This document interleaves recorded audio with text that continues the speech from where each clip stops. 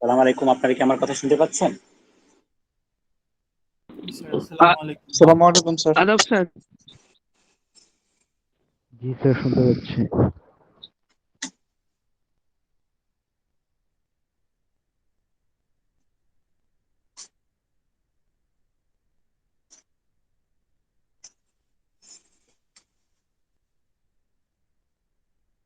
আচ্ছা, আমরা শুরু করি। আমাদের সার্ভে কোয়েশ্চেন প্রায় প্রিপেয়ার হয়ে গিয়েছে, আমি আজকে হয়তো আপলোড করে দিব। এর বাইরে আমাদের মিডের সিলেবাসে আমরা একটু পিছিয়ে আছি।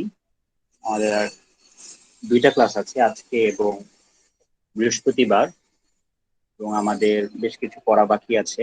তো আমরা চেষ্টা করব কভার করতে। যদি বৃহস্পতিবারের মধ্যে শেষ না হয় তখন আমরা অন্য চিন্তা করবো যে কি করা যায়। আগে বৃহস্পতিবার ক্লাস পর্যন্ত শেষ করে দেখি কি অবস্থা হয়, না হলে অন্য কিছু চিন্তা ভাবনা করা যাবে। আচ্ছা, তাহলে আমরা আগের দিন ট্রাফিক স্টাডিজ এর মধ্যে ভলিউম স্টাডি স্টার্ট করেছিলাম। সো ট্রাফিক স্টাডিজ এর আন্ডারে অনেক ধরনের স্টাডি হয়। Volume study, speed study, delay study, origin destination study, অনেক ধরনের স্টাডি হতে পারে, এক একটা এক এক পারপাসে। পার্কিং স্টাডি, ঠিক আছে। তো ভলিউম স্টাডি আমরা শুরু করেছিলাম। ভলিউম হচ্ছে যে রাস্তায় নির্দিষ্ট সময় কতগুলো গাড়ি চলাচল করে, ঠিক আছে। এটা একটা অন্যতম প্যারামিটার, যে প্যারামিটার উপর বেস করে আপনার ট্রাফিক ইঞ্জিনিয়ারিং এর অনেক কিছু ডিপেন্ড করে, অনেক কিছুই ডিপেন্ড করে। ভলিউম এক অর্থে ডিমান্ডটা বুঝাচ্ছে যে কি পরিমাণ ডিমান্ড আছে, তাই না। তো যেখানে ডিমান্ড বেশি সেখানে আপনাকে নতুন নতুন ইনফ্রাস্ট্রাকচার দিতে হবে, সাপ্লাই দিতে হবে, ঠিক আছে। যদি ডিমান্ড খুব বেশি হয়ে যায় তখন কি ওই ওই সিস্টেমটা আপনার ফেল করবে, ঠিক আছে। তো আমরা বিভিন্ন ধরনের ভলিউম সম্পর্কে পড়েছিলাম, এবং ভলিউম করার সময় ফ্লো বলা হয়। সো বিভিন্ন টাইপের ফ্লো সম্পর্কে আমরা দেখেছিলাম, এদের ডেফিনেশন দেখেছিলাম। আজকে এরপর থেকে শুরু করবো যে কিভাবে ভলিউমটা মেজার করা যেতে পারে, ঠিক আছে, কিভাবে কাউন্ট করবে, তাই না। এটা তো জাস্ট একটা হচ্ছে নির্দিষ্ট সময়ে কি পরিমাণ গাড়ি ঘোড়া চলছে, ট্রাফিক চলছে, সেটার একটা কাউন্ট, মেজারমেন্ট, তাই না। তো কিভাবে কাউন্ট করা যেতে পারে? সো দুইটা মেথড, একটা হচ্ছে ম্যানুয়াল আর একটা হচ্ছে অটোমেটিক। ম্যানুয়ালের মধ্যে আবার দুই ধরনের আছে, ডিরেক্ট এবং ইনডিরেক্ট। অটোমেটিকের মধ্যে দুই ধরনের আছে, contact system, contactless system. So direct মেথডটা কি? ডিরেক্ট মেথডটা হচ্ছে সবচেয়ে সিম্পল ওয়ে, যেটা যে একজন ট্রাফিক ইঞ্জিনিয়ার অথবা একজন সার্ভেয়ার রাস্তায় যাবে, ঠিক আছে, তার হাতে কাগজ কলম থাকবে, এক একটা গাড়ি যাবে, সে কাউন্ট করবে, ঠিক আছে। সাধারণত ট্যালির মাধ্যমে কাউন্ট করে। আপনারা তো ট্যালি সিস্টেম জানেন, যারা অনেকে ক্রিকেট টিকেট খেলেন তারা অনেক সময় রান কাউন্ট করার সময় এরকম ট্যালি সিস্টেম দেয়, 1 2 3 4 5 6 7 8 9 10 এভাবে, ঠিক আছে। সেরকম হ্যান্ড ট্যালির মাধ্যমে কাউন্ট করতে পারে, অথবা অনেক সময় মাপার জন্য আপনার এটাকে কি বলে, ইনুমিরেটর, হ্যাঁ, এক একটা করে ক্লিক করে, ক্লিক করলে একটা করে কাউন্ট হয়, ঠিক আছে। এরকম আহ, এরকম যন্ত্র পাওয়া যেতে পারে, ঠিক আছে। তো এটার সুবিধা কি? Besides traffic volume, vehicle classification and turning proportions can be obtained. So এখানে শুধু কয়টা গাড়ি পাস করছে সেটাই আমি পাচ্ছি না, এর পাশাপাশি ভেহিকেলের ক্লাসিফিকেশনটা কিন্তু অটোমেটিক্যালি পাচ্ছি। কারণ যে মানুষটা কাউন্ট করতেছে সে বলতে পারবে যে এতটা গাড়ি গিয়েছে, এতটা বাস গিয়েছে, এতটা ট্রাক গিয়েছে, এতটা রিক্সা গিয়েছে। এবং প্লাস এটা যদি ইন্টারসেকশনে হয় তাহলে টার্নিং প্রপোর্শনও বের করা যাবে, যে কতগুলা গাড়ি সোজা গিয়েছে, কতগুলা ডানে গিয়েছে, কতগুলা বামে গিয়েছে, এটাও কাউন্ট করা পসিবল, ঠিক আছে। Data can be used immediately after the collection. এই একজন সার্ভেয়ার এই ডাটাগুলা কালেক্ট করে নিয়ে আসলো, একটু প্রসেস করলো, সাথে সাথে এই ডাটাটা ready to use for further calculation or analysis, ঠিক আছে। সো এখানে হচ্ছে প্রসেসিংটা খুব সহজ। প্রসেসিংটা খুব সহজ, বিশেষ করে আগে থেকে যদি প্রিপেয়ার করে নিয়ে যায় আপনার ডাটা সেট গুলা ঠিক মতো, তাহলে কিন্তু আপনার ওই যখনই ডাটা কালেকশন শেষ হবে সাথে সাথে আপনার ডাটাটা ইউজ করা পসিবল হবে, ঠিক আছে। It's advantage. ডিসঅ্যাডভান্টেজ কেন কি কি? Not practicable for long duration. যেহেতু মানুষ এটা করবে, এটা খুব লম্বা সময়ের জন্য করা পসিবল না, তাই না। এখন লম্বা সময় বলতে কি বুঝায়? লম্বা সময় বলতে কি বুঝায়? এখন অনেক অনেক ডাটা কালেকশন মেথড আছে যেগুলো বছরের পর বছর আপনার ট্রাফিক কাউন্ট করতে থাকে। আমরা সামনে আরো দেখবো যে দীর্ঘ সময় ধরে ট্রাফিক কাউন্ট করারও প্রয়োজনীয়তা আছে, এটা আমরা অনেক ধরনের ভ্যারিয়েশন বুঝতে পারি। এমনি একটা দিনের মধ্যে যদি চিন্তা করি, দিনের মধ্যে আমরা যদি এই মাত্র 1 ঘন্টা ডাটা মেজার করি, সেটা আমাকে ট্রু রিপ্রেজেন্টেশন নাও দিতে পারে, তাই না? ওই 1 ঘন্টা আমি কখন চুজ করতেছি এর উপর ডিপেন্ড করবে। এটা যদি আমি একদম পিক আওয়ারে চুজ করি, সকাল 8টা থেকে 9টা বা 9টা থেকে 10টা, তখন একরকম মেজার পাবো। আবার যদি অফ পিক আওয়ারে চুজ করি, যেমন মেবি বিকাল 1টা থেকে 2টা, তখন আবার আরেক রকমের মেজারমেন্ট পাবো, তাই না? তো এই জন্য একটা নির্দিষ্ট সময় পর্যন্ত মেজার করাটা জরুরি। আবার এমন হতে পারে যে উইকডে এর যে ট্রাফিক আর উইকেন্ডের ট্রাফিকের নেচার কিন্তু সেম না, তাই না? উইকডেতে যখন প্রতিদিন মানুষের জব থাকে, অফিসে যেতে হয়, স্কুল কলেজে যেতে হয়, তখন যে ধরনের ট্রাফিক পাবো, ঠিক আছে? অন্যদিকে যদি উইকেন্ড হয়, যেখানে অনেক মানুষই বের হয় না বাসা থেকে, কেউ কেউ হয়তো ঘুরতে বের হয়, কেউ মার্কেটে যায়, কেউ আত্মীয় স্বজনের বাসায় যায়, অনেকে আবার বের হয় না। সেই দুইটা কিন্তু নেচারটা ডিফারেন্ট হবে।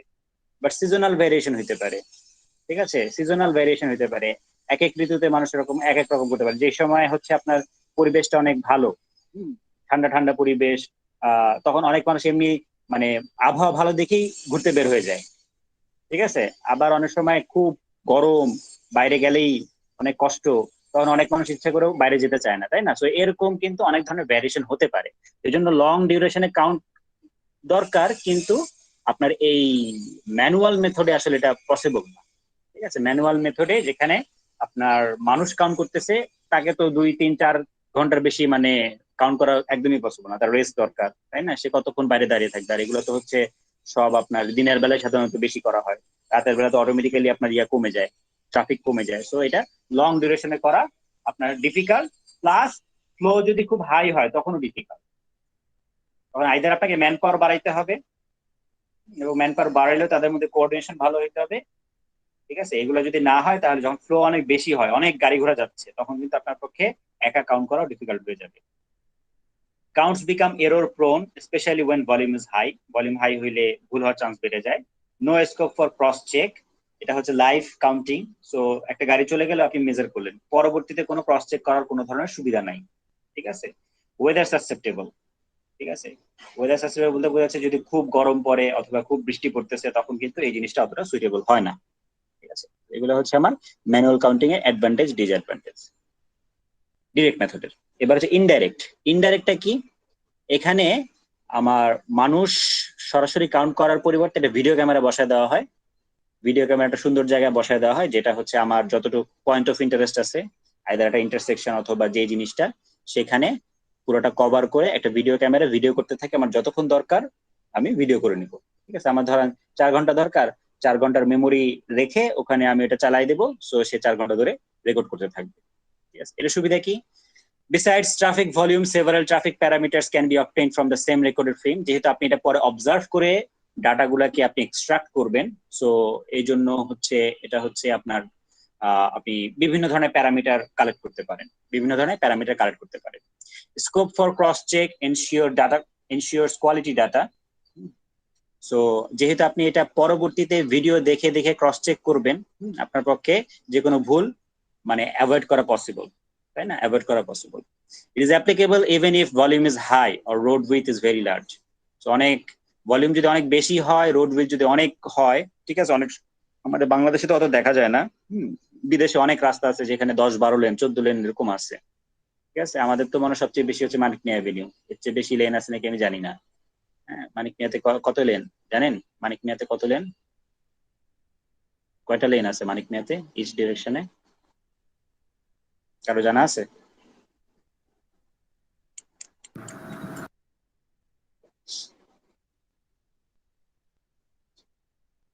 লেনের তো দাগ দেওয়া নাই, আমার মনে হয় 5 বা 6টা তো হবেই প্রতি ডিরেকশনে, 5 বা 6টা তো হবেই, তাই না? আমার তো তাই ছয়টা মনে হয়। ছয়টা করে। 6টা, 6টা। তো 6 6 12, টোটাল 12টা। সো এইসব ক্ষেত্রে আপনার ভলিউম বেশি হবে অথবা রোড উইথ যদি বেশি বড় হয়, সেক্ষেত্রেও আপনি সহজেই মেজার করতে পারবেন, সহজেই মেজার করতে পারবেন। Suitable for non lane based traffic operation. এবং আমাদের বাংলাদেশে যেখানে মানুষজন লেন ফলো করে না, তাই না? বাংলাদেশে হচ্ছে ট্রাফিক যখন মুভ করে তখন কেউ কি লেন ফলো করে? সাধারণত ফলো করে না, ঠিক আছে? 3 লেনের গাড়িতে দেখা যায় যে 4 লেন গাড়ি বসে আছে, ঠিক আছে, চাপাচাপি করে।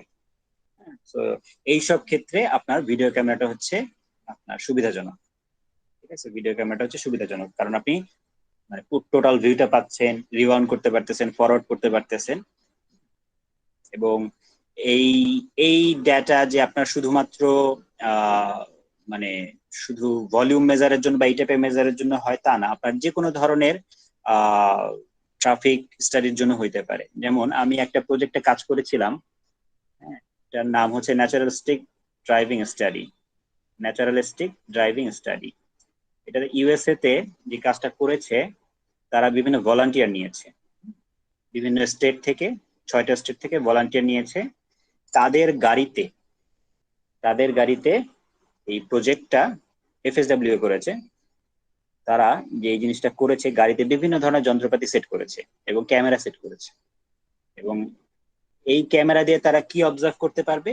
এই ক্যামেরা দিয়ে তারা একটা হচ্ছে ফ্রন্ট ভিউ, একটা গাড়ি যখন চালাবে ড্রাইভার সামনে কি দেখতে পাচ্ছে সেই জিনিসটা রেকর্ড করা হবে। একটা হচ্ছে রিয়ার ভিউ, পিছনের দিকে কি আছে সেটা দেখতে পারবে। একটা হচ্ছে ড্রাইভারের ফেস ভিউ, এখানে একটা ক্যামেরা আছে যে ড্রাইভার কি করতেছে সেটা দেখতে পারবে। ঠিক আছে। আর একটা হচ্ছে ল্যাপ ভিউ।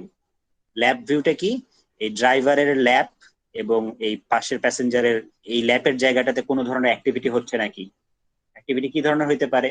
যে ড্রাইভ করার সময় অনেক সময় মানুষজন আপনার এটার নাম কি মোবাইল ফোন টেপাটেপি করে, জিপিএস ঠিকঠাক করতে চায়, অথবা আপনার পাশে যে ড্যাশবোর্ড আছে ড্যাশবোর্ডে আপনার ভলিউম কন্ট্রোল আছে, এই জিনিসগুলা চেক করতে চায়, ঠিক করতে চায়, এগুলোতে কি ধরনের মুভমেন্ট করতেছে।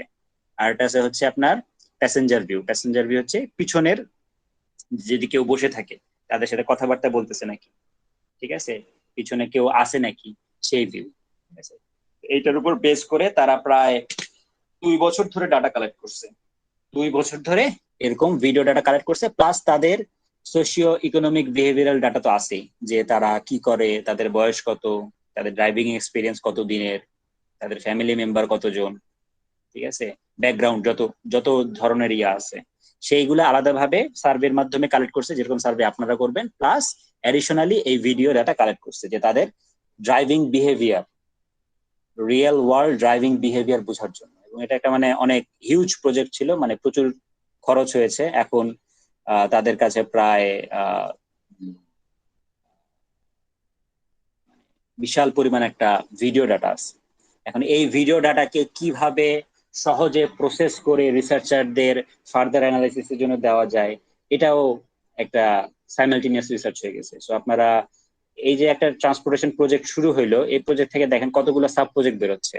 একটা হচ্ছে যে এখন আমাদের কাছে অনেক হিউজ একটা ডাটা আছে, ভিডিও ডাটা, প্রায় 2 বছরের তাদের ড্রাইভিং ডাটা আছে। ঠিক আছে, তারা 2 বছর ধরে এই জিনিসটা রান করাইছে এবং 2 বছরে তারা যতবার বাসা থেকে বের হয়েছে, যেই তারা ইঞ্জিন স্টার্ট করছে সাথে সাথে কিন্তু তাদের ভিডিও ক্যামেরা অন হয়ে গেছে এবং তারা এটার জন্য পেমেন্ট পাইছে।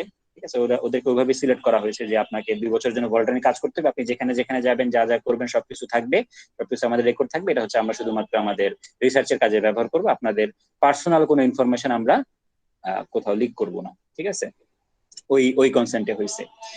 তো এখন দেখেন এই কতগুলো সাব প্রজেক্ট বের হয়ে গেল।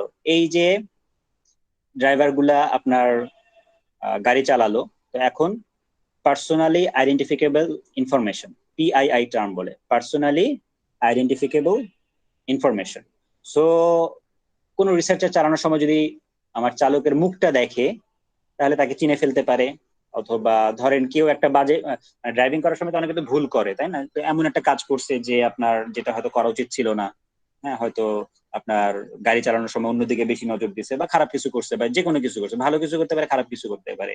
তো এইগুলা যাতে তাকে সামাজিক ভাবে হেয় না করা হয় বা এগুলা যাতে বের না হয়ে যায়। এখন যেমন যে জিনিসটা খুব মানে মানে খুব ডিফিকাল্ট হয়ে গেছে, এখন সবার হাতে ক্যামেরা, কোথাও কিছু ঘটলেই ক্যামেরা দিয়ে ছবি তুলে আপনার ফেসবুক বা সোশ্যাল মিডিয়াতে আপলোড করে দেয়, ভাইরাল হয়ে যায়। ঠিক আছে।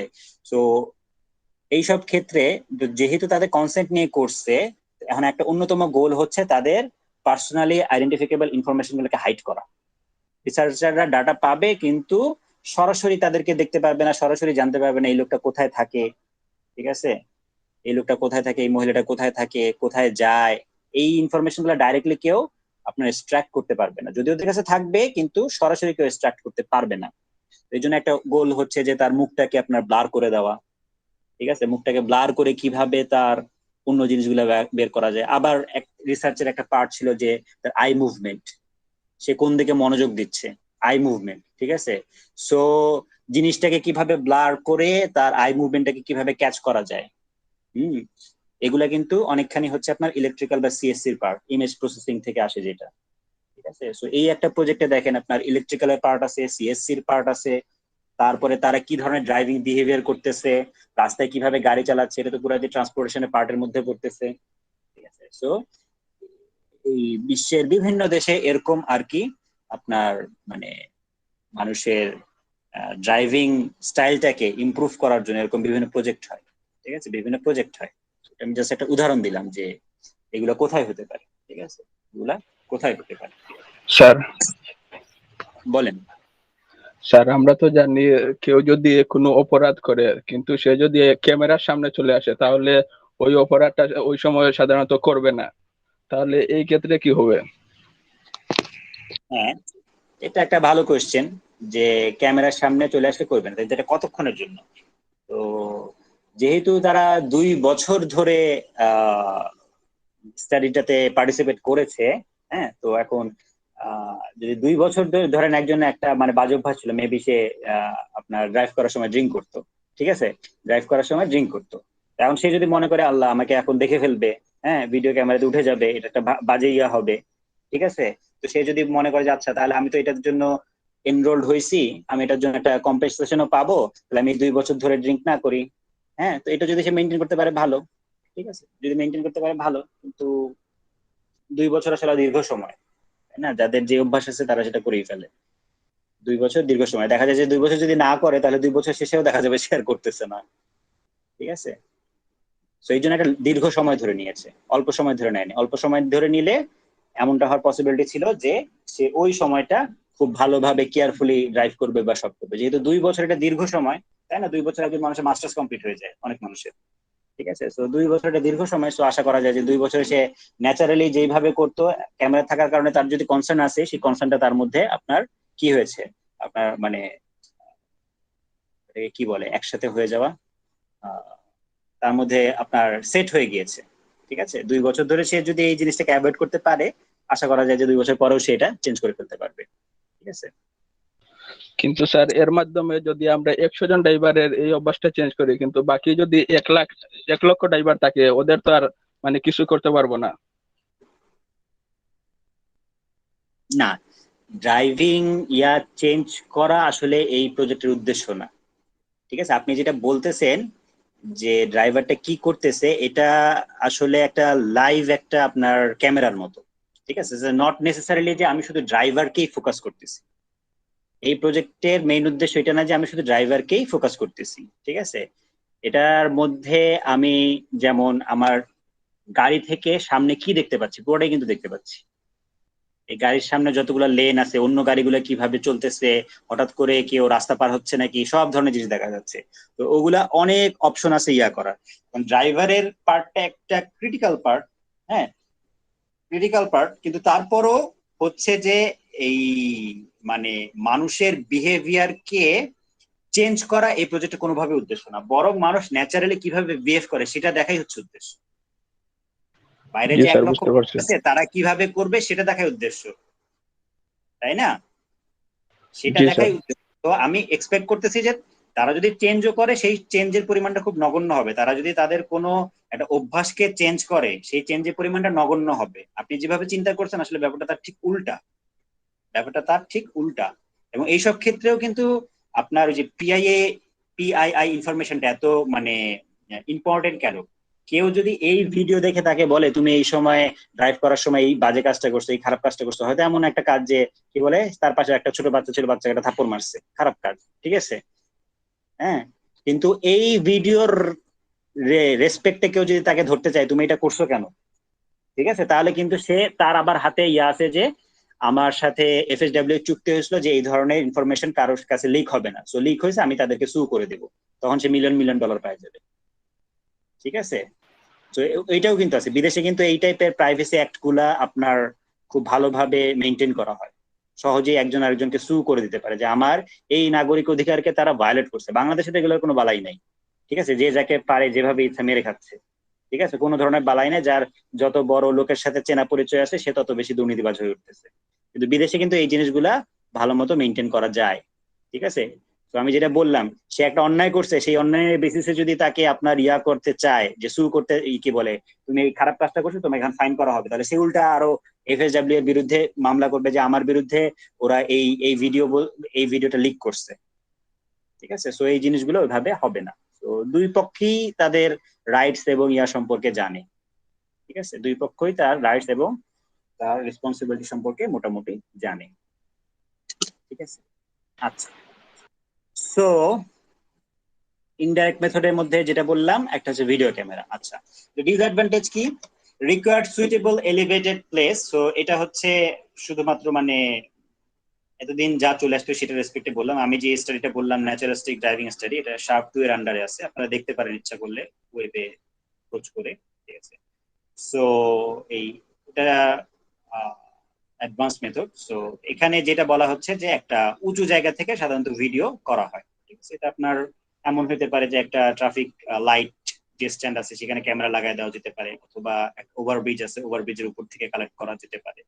এখান থেকে আমার পুরো রাস্তাটাকে সহজে দেখা যাবে, ঠিক আছে। যেটা can not be use immediately after the collection, required manual transcription of the recorded frame which is very tedious and time consuming. So এখানেও কিন্তু একটা বড় রিসার্চ হচ্ছে, একটা বড় রিসার্চ হচ্ছে। আমি যে ডাটাটার কথা বললাম যে চ্যালেঞ্জটা কি, এখানে আমার ডাটা, আমার ফ্রেম পাচ্ছি, তাই না, ভিডিও পাচ্ছি, এই ভিডিও থেকে আমার উপযোগী ডাটাতে কনভার্ট করাও এখন একটা বড় চ্যালেঞ্জ, যেটা হচ্ছে এনডিএস স্টাডিতে প্রচুর পরিমাণে হচ্ছে। তাদের কাছে এখন হিউজ পরিমাণ ভিডিও ডাটা আছে, প্লাস হিউজ পরিমাণ নিউমেরিক্যাল ডাটা আছে। এই ডাটাগুলোকে রিসার্চারদের রিসার্চ কোশ্চেন অনুযায়ী ডাটাবেজে কনভার্ট করা এখন একটা চ্যালেঞ্জ। এবং এই জিনিসটা কিন্তু আপনার ডাটা সায়েন্স থেকে আসে, যে আমি বারবার বলতেছি যে ডাটা সায়েন্স বর্তমান সময় অন্যতম একটা হট টপিক। এটার কারণ কি? এরকম বিভিন্ন কারণে হচ্ছে মানুষের হাতে প্রচুর ডাটা আসতেছে, টেকনোলজিক্যাল অ্যাডভান্সমেন্ট মেইনলি। এই প্রচুর ডাটাগুলোকে কিভাবে সহজে ক্লিন করা যায়, কিভাবে যাদের যেই জায়গায় ডাটা দরকার তাদেরকে তাদের সেই উপযোগী ডাটা হিসেবে আপনার প্রোভাইড করা যায়, ঠিক আছে, সেই জিনিসটা নিয়ে কিন্তু এখন প্রচুর কাজ হচ্ছে, প্রচুর কাজ। এই ডাটা সায়েন্সটা এখনকার বর্তমান সময় হট টপিক, ঠিক আছে, হট টপিক। আচ্ছা, not suitable for long duration counts, susceptible to intensity of light. Long duration কাউন্টে কি সমস্যা হবে? আপনার প্রচুর পরিমাণে ডাটা জমে যাবে, যেটাকে আপনার ক্লিন করা বা প্রসেস করা ডিফিকাল্ট, যেটা এনডিএস ফেস করতেছে।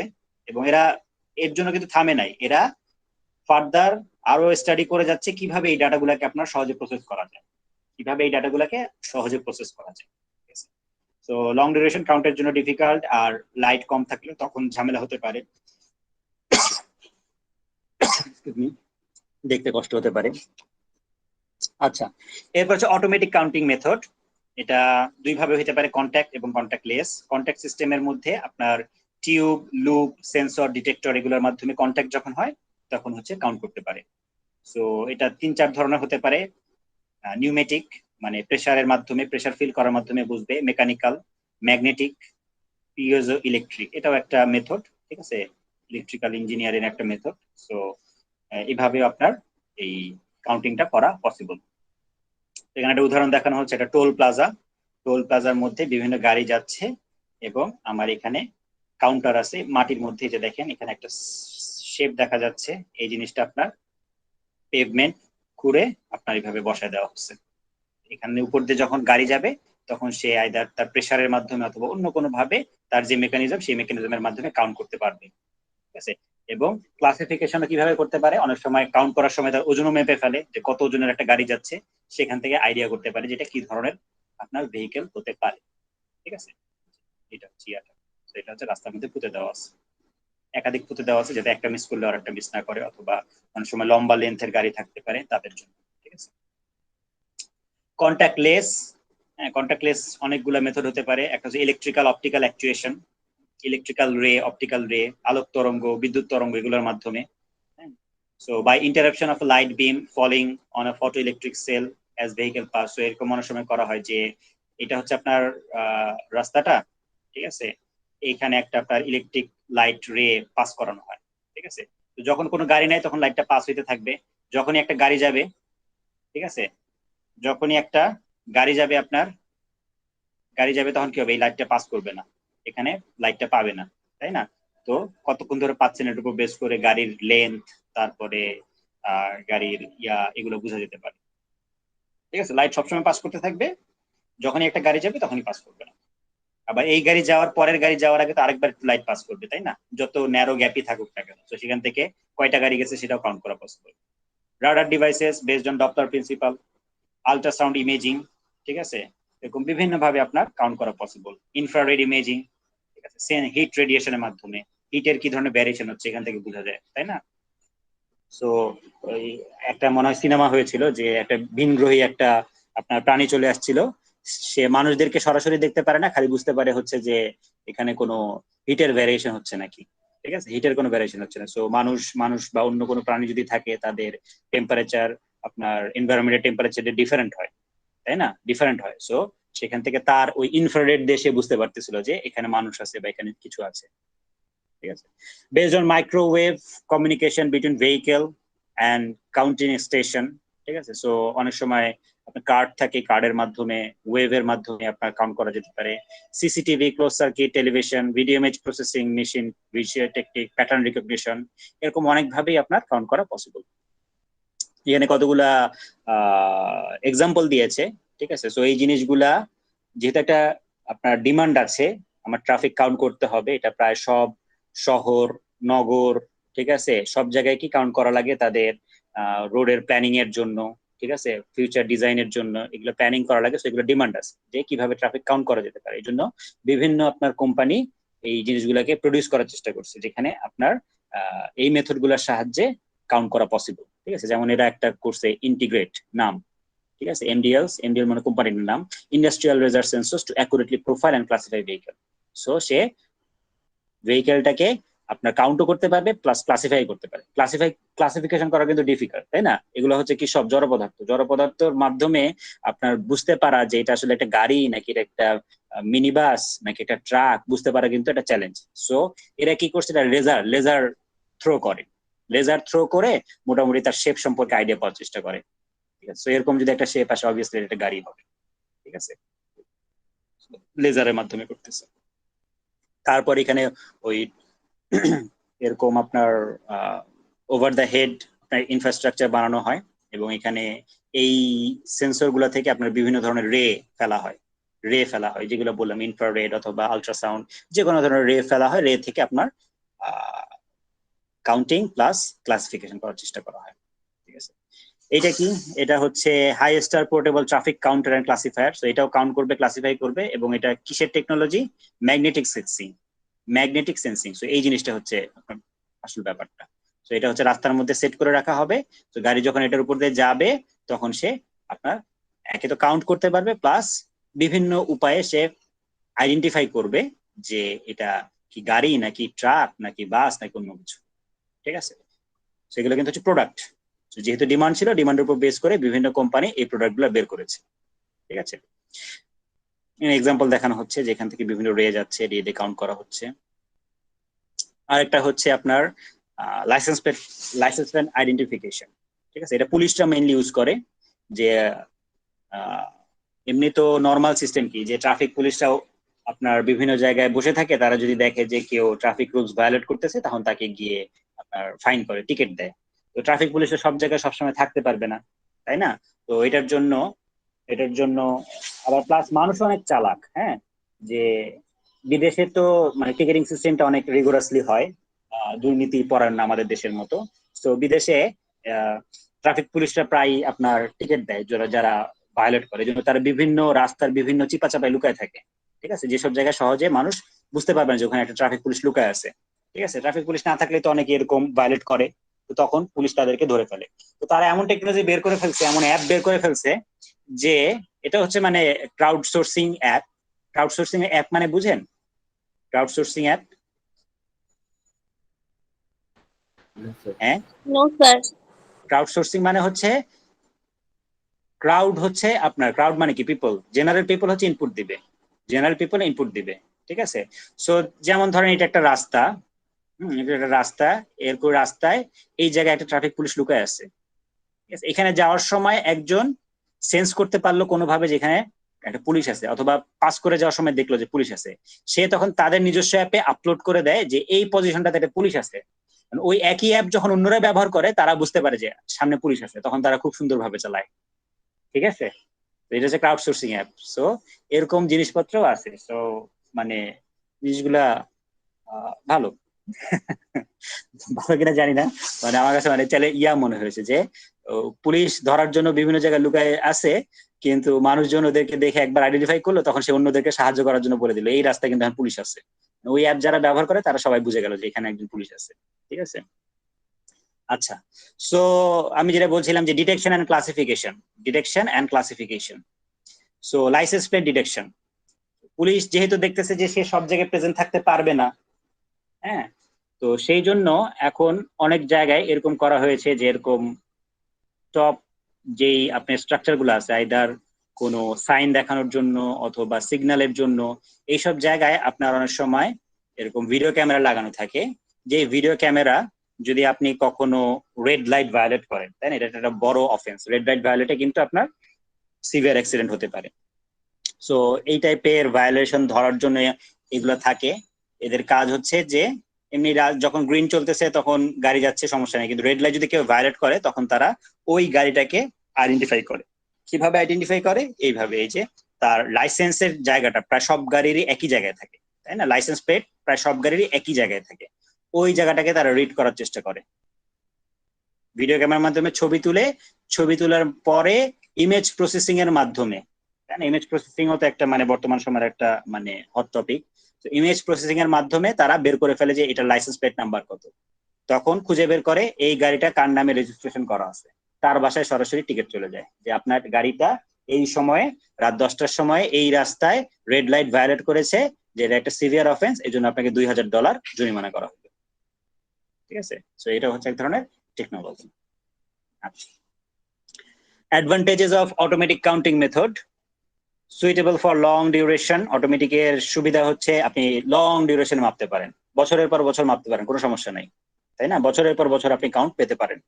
জিনিসটা একবার ইনস্টল করাই হচ্ছে সমস্যা, এরপরে আপনি যতদিন ধরে তার ডাটা নিতে থাকবেন আপনি কাউন্ট করতে পারবেন। ঠিক আছে, useful for permanent counting station, able to get data in usable format. So এগুলো যেহেতু সব আপনার বাণিজ্যিক প্রোডাক্ট, এগুলাকে আপনার এমন ভাবে প্রসেস করা হয়, সবগুলোর সাথে সফটওয়্যার থাকে যে ডাটাগুলাকে আপনার যে ধরনের আউটপুট দরকার সেই ফরম্যাটে আউটপুট দেয়। ঠিক আছে, আউটপুট দেয়।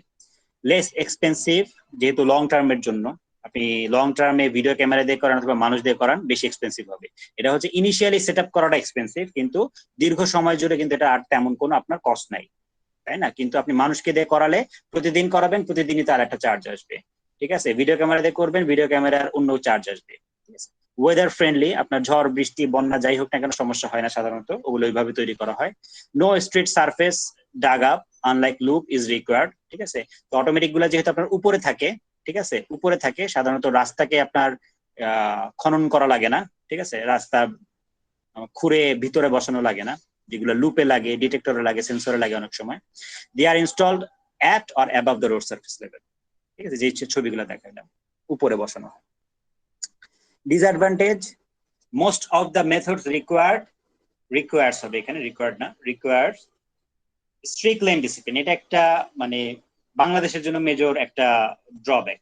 সো এইগুলা মাপার জন্য আমার রাস্তায় যতগুলা লেন থাকবে, গাড়িগুলাকে লেন অবশ্যই ফলো করতে হবে, লেন মুভমেন্ট। ঠিক আছে, বাংলাদেশের মতো লেন ছাড়া চললে হবে না, তখন সে ঠিক মতো এটাকে আপনার ক্যাচ করতে পারে না।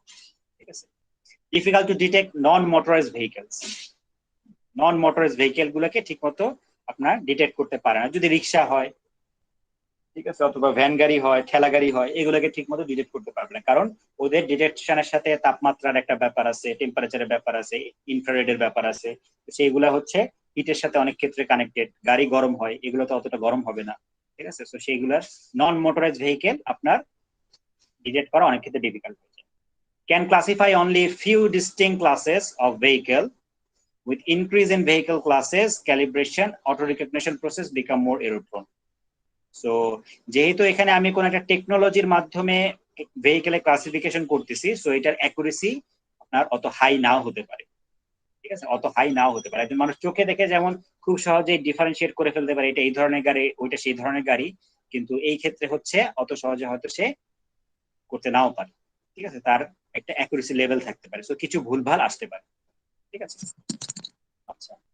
তারপর হচ্ছে data is not as accurate as that form of manual method, কারণ এখানে সফটওয়্যারটা একটা অ্যালগোরিদম ফলো করে সে ডাটাটাকে বের করবে। ঠিক আছে, সো আপনার সফটওয়্যারটা যে অ্যালগোরিদমটা ফলো করতেছে সেই অ্যালগোরিদমটা কতটুকু অ্যাকুরেট, কতটুকু অ্যাকুরেসি আছে সেটার উপর ডিপেন্ড করতেছে।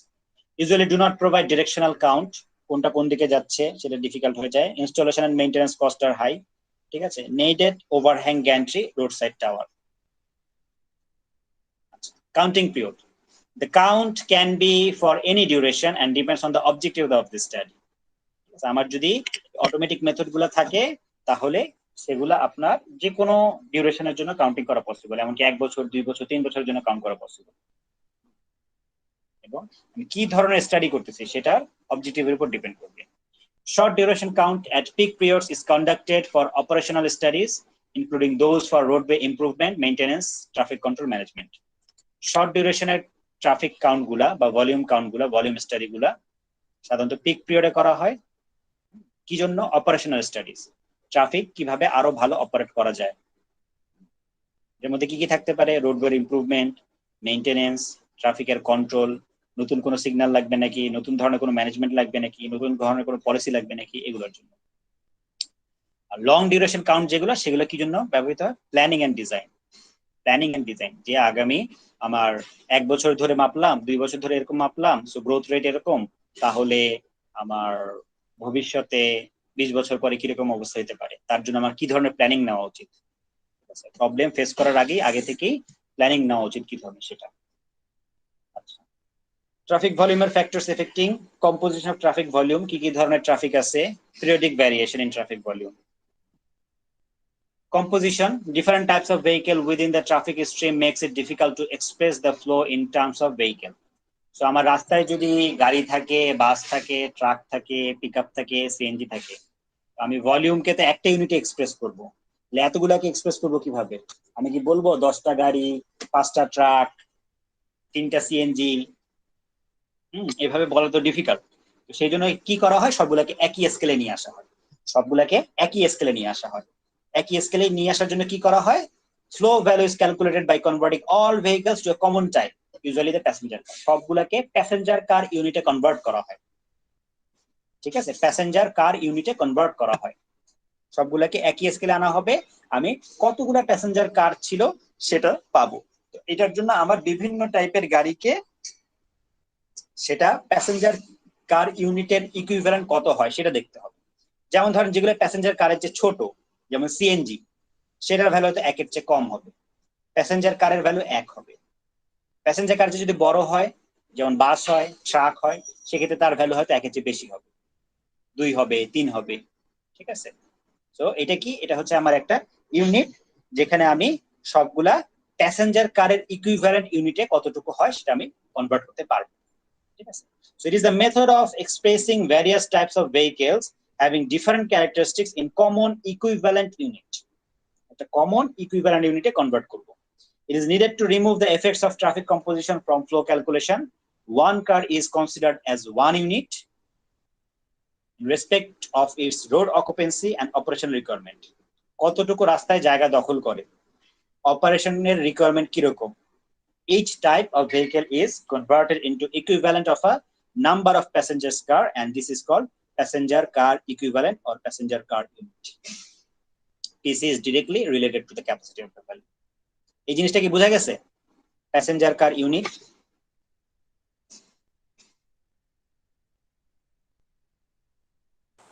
Yes, sir. স্যার একটু আবার বলবেন? বিভিন্ন ধরনের গাড়িকে একই স্কেলে কনভার্ট করা, বিভিন্ন ধরনের গাড়িকে একই স্কেলে কনভার্ট করা। ঠিক আছে, তো আমি ট্রাফিক ভলিউম যখন বলবো তখন আমি সরাসরি বলবো এতগুলা ভেহিকেল পার ডে অথবা এতগুলা ভেহিকেল পার ইয়ার। তাই না? মানে ভেহিকেল কোন ধরনের ভেহিকেল, ভেহিকেল তো আমাদের ট্রাফিক কম্পোজিশন ডিফারেন্ট টাইপের হয়, প্যাসেঞ্জার কার হয়, বাস হয়, ট্রাক হয়, রিক্সা হয়, সিএনজি হয়, সবগুলাকে এক ইউনিটে আমি স্কেল ডাউন করে কনভার্ট করি। ঠিক আছে? জি স্যার। এরপরে ট্রাফিক ভলিউমের ভ্যারিয়েশন দেখাচ্ছে আমার। Hourly flow rates fluctuate through the day and night, যেটা আমরা দেখছি আমাদের peak hour, off peak hour. Daily volume vary considerably throughout the week, এমনকি আমার যে 5 দিন উইক ডে থাকে বাংলাদেশে, কবে শুক্র শনি বন্ধ বাংলাদেশে, রবিবার থেকে বৃহস্পতিবার যে উইক ডে থাকে, এমন হইতে পারে সব দিন কিন্তু সমান পরিমাণ জাম হয় না। আপনাদের অনেকেরই যারা ঢাকা শহরে দীর্ঘদিন ধরে আছেন তারা অনেকেই এই জিনিসটা ফেস করেন যে রবিবার একটু বেশি জাম হয়, বৃহস্পতিবার একটু বেশি জাম হয়। ঠিক আছে? উইকের মাঝখানের দিনগুলোতে অতটা বেশি জাম অনেক সময় হয় না। ঠিক আছে? সো ডেইলি ভলিউমটা ভ্যারি করে। Traffic flow also fluctuate with seasons, সিজনের উপর ডিপেন্ড করেও ট্রাফিক ফ্লো ফ্লাকচুয়েট করতে পারে। এখন আমরা যে ভলিউম গুলা কাউন্ট করতেছি এগুলার প্রেজেন্টেশন করা দরকার। সো আমাদের ট্রাফিকের একটা পার্ট হচ্ছে data presentation, data visualization, data presentation. ঠিক আছে? আমরা যে বিভিন্ন পরিমাণ ডাটা পাচ্ছি এগুলাকে মানুষ সহজে বুঝতে পারবে এমন ফর্মে প্রেজেন্ট করা একটা হচ্ছে টাস্ক। ঠিক আছে? তো আমরা যে ট্রাফিক ডাটাগুলো পাচ্ছি এগুলো হিউজ ডাটা, বছরের পর বছর ডাটা হতে পারে। তো এই ডাটাগুলোকে কিভাবে ভালো মতো প্রেজেন্ট করা যায়, আমার পারপাসটা কি, আমি যে ট্রাফিক স্টাডি করতেছি এটা পারপাসটা কি, এটার উপর বেস করে আমার প্রেজেন্টেশন বিভিন্ন হতে পারে। যেমন প্রথমটা কি বলছে, নেটওয়ার্ক অ্যানালাইসিস, তারপরটা design regulation improvement of intersection, তারপরটা planning for future extension and design of road network, new road. তো এখানে কি কি ধরনের প্রেজেন্টেশন হতে পারে আমরা একটু দেখি। নেটওয়ার্ক অ্যানালাইসিসে in the form of traffic flow maps along the routes survey which shows clearly the magnitude of the traffic volume ADT for any given location or relative flow level within the network. This type of presentation is important for planning, design, management, regulation, maintenance. So একটা উদাহরণ দেখি, এটা হচ্ছে বাংলাদেশের যে রাস্তাগুলো আছে সেই রাস্তায় আপনার ট্রাফিক ভলিউমের উপর বেস করে রুট গুলাকে দেওয়া হয়েছে। সো এখানে লিজেন্ড গুলা কি, ট্রাফিক ভলিউম 2000 সালে আমার যে ট্রাফিক ছিল, এখানে দেখেন এই লাইনগুলা আপনার থিকনেস অনুযায়ী ভ্যারি করেছে, থিকনেস অনুযায়ী ভ্যারি করেছে। সো যখন একদম এরকম ঠিক, এখানে ডাটা নাই, এরকম তার চেয়ে থিকনেস একটু বাড়লে আমার ভলিউম কত, মোটরাইজ ভলিউম কত, 1 থেকে 250, 251 থেকে 1000, 1000 থেকে 2500, 2500 থেকে 5000, 5000 এর বেশি। তাহলে এখানে আমি এক নজর দেখেই বুঝতে পারি কোন কোন জায়গায় আপনার ট্রাফিক ভলিউমটা অনেক বেশি, 5000 এর চেয়ে বেশি। যেমন যেটা ঢাকা, ঢাকার মধ্যে প্রায় পুরোটাই কালো হয়ে গেছে। ঠিক আছে? সব জায়গায় হচ্ছে 5000 এর চেয়ে বেশি। ঠিক আছে? আবার এই জায়গায় অনেক বেশি আছে কিন্তু এই পাশের রাস্তাগুলোতে কিন্তু কম আছে, এই পাশের রাস্তাগুলোতে অনেক কম আছে এই এরিয়াটাতে। ঠিক আছে? সো এটা হচ্ছে একটা প্রেজেন্টেশন যেখানে আপনি এক নজরেই বাংলাদেশের কোথায় কি ধরনের ট্রাফিক চলতেছে মোটামুটি আইডিয়া করতে পারতেছেন। কোন জায়গায় আপনার বেশি রাস্তা দরকার, কোন জায়গায় অতটা রাস্তা দরকার না। দেখেন এখানে কানেকশন গুলো খুব উইক, তার মানে এখানে অত গাড়ি ঘোড়া চলে না, আইদার রাস্তা নাই অথবা গাড়ি ঘোড়াই চলে না। ঠিক আছে? সো এখানে ডিমান্ড কম। স্যার কিন্তু এই ঢাকাতে এলাকায় হাওড় স্যার। হাওর, আচ্ছা। সো যেসব এলাকায় আপনি এই জিনিসগুলো দেখতে পাচ্ছেন তাহলে যে বুঝতে পারতেছেন যে আমার কোন জায়গায় আসলে বেশি পরিমাণ রাস্তা দরকার, কোন জায়গায় বেশি পরিমাণ মানুষজন চলাচল করতেছে। এটা হচ্ছে এক ধরনের রিপ্রেজেন্টেশন। এটা একটা। আর একটা রিপ্রেজেন্টেশন এখানে দেখাচ্ছে, এটাও একই কনসেপ্ট। ঠিক আছে? এটা হচ্ছে আমেরিকার একটা স্টেট ওহাইও সিটি। ঠিক আছে? এখানে স্কেল দেওয়া আছে যে আমার এখানে থিকনেস অনুযায়ী, এখানে থিকনেসটা যেমন আলাদাভাবে দেখাইছে, তারপর এখানে সেট করছে, এখানে হচ্ছে রাস্তাটাকেই মোটা করে দিছে। এটা একটা রাস্তা। ঠিক আছে? এটা একটা রাস্তা এবং এইগুলা কি, এগুলা সেন্টার পয়েন্ট, একটা সিটি সেন্টার। ঠিক আছে? City centre. সো এখানে দেখা যাচ্ছে যে আমার এই কি বলে লিজেন্ড এখানে বলছে average daily motor vehicle traffic. ঠিক আছে? এটা হচ্ছে 24 আওয়ার অ্যাভারেজ। হ্যাঁ, 24 আওয়ার অ্যাভারেজ। এবং এইটার থিকনেস কত এখান থেকে আপনি এই স্কেল থেকে মাপতে পারবেন। 0, 4, 8, 12 1000 মোটর ভেহিকলস পার 24 আওয়ার ডেজ। ঠিক আছে? তাহলে যেই জায়গা সবচেয়ে মোটা হবে ওই জায়গার স্কেল মেপে, ঠিক আছে, ধরেন এটা আমি মাপতে চাচ্ছি, এই জায়গার আমি এই থিকনেসটা মাপলাম, নিয়ে আসে এখানে সেট করে দেখবো কত পড়তেছে, 4 নাকি 6 নাকি 5 কত পড়তেছে, ঠিক আছে, সেই অনুযায়ী আমি বের করতে পারবো, ঠিক আছে। তো এটা হচ্ছে আরেক ধরনের রিপ্রেজেন্টেশন যেখানে আমি থিকনেস দ্বারা বুঝতে পারতেছি যে আমার ওইখানে কি পরিমাণ গাড়ি ঘোড়া চলছে, ঠিক আছে। আচ্ছা, এরপর একটা design regulation improvement intersection in the form of flow diagrams or chart. চার্টের মাধ্যমে অথবা ফ্লো ডায়াগ্রামের মাধ্যমে আমরা এক্সপ্রেস করতে পারি আওয়ারলি ভলিউম, এবং ডিরেকশনাল স্পিডও দেখাইতে পারা যায় যে ইস্ট ডিরেকশনে কয়টা, ওয়েস্ট ডিরেকশনে কয়টা, নর্থে কয়টা, সাউথে কয়টা, এগুলো দেখানো যেতে পারে। Usual for junction improvement, demand responsive signal design, banning right turn, এইসব ক্ষেত্রে ব্যবহার করা যেতে পারে। এগুলো উদাহরণ দেখি। তো এটা একটা উদাহরণ দেখানো হচ্ছে যে ট্রাফিক কাউন্টিং সামারি শিট চার্টের মাধ্যমে দেখানো হচ্ছে। তো এটা একটা টোল প্লাজা, ধরলাম যে এটা ওই যমুনা মাল্টিপারপাস ব্রিজ বা বঙ্গবন্ধু ব্রিজ যেটা আছে সেটার একটা ইস্ট ডিরেকশনের টোল প্লাজাটা, ডিরেকশন কি ইস্ট থেকে ওয়েস্টে যাবে, ফ্রাইডে এত তারিখে সকাল 6টা থেকে শুরু করে পরের দিনের 6টা পর্যন্ত 24 ঘন্টার ডাটা দেওয়া আছে। প্রতি ঘন্টায় কোন ধরনের গাড়ি কয়টা গেছে, light bus, medium truck, light vehicle, small bus, small truck, motorcycle, light truck, ঠিক আছে, সব একদম ডিস্ট্রিবিউশন দেওয়া আছে কয়টা করে গেছে এবং টোটালটা কাউন্ট করা হয়েছে। এটা একটা প্রেজেন্টেশন, এটা হচ্ছে আপনার এটাকে কি বলে চার্টের মাধ্যমে বা টেবিলের মাধ্যমে প্রেজেন্টেশন।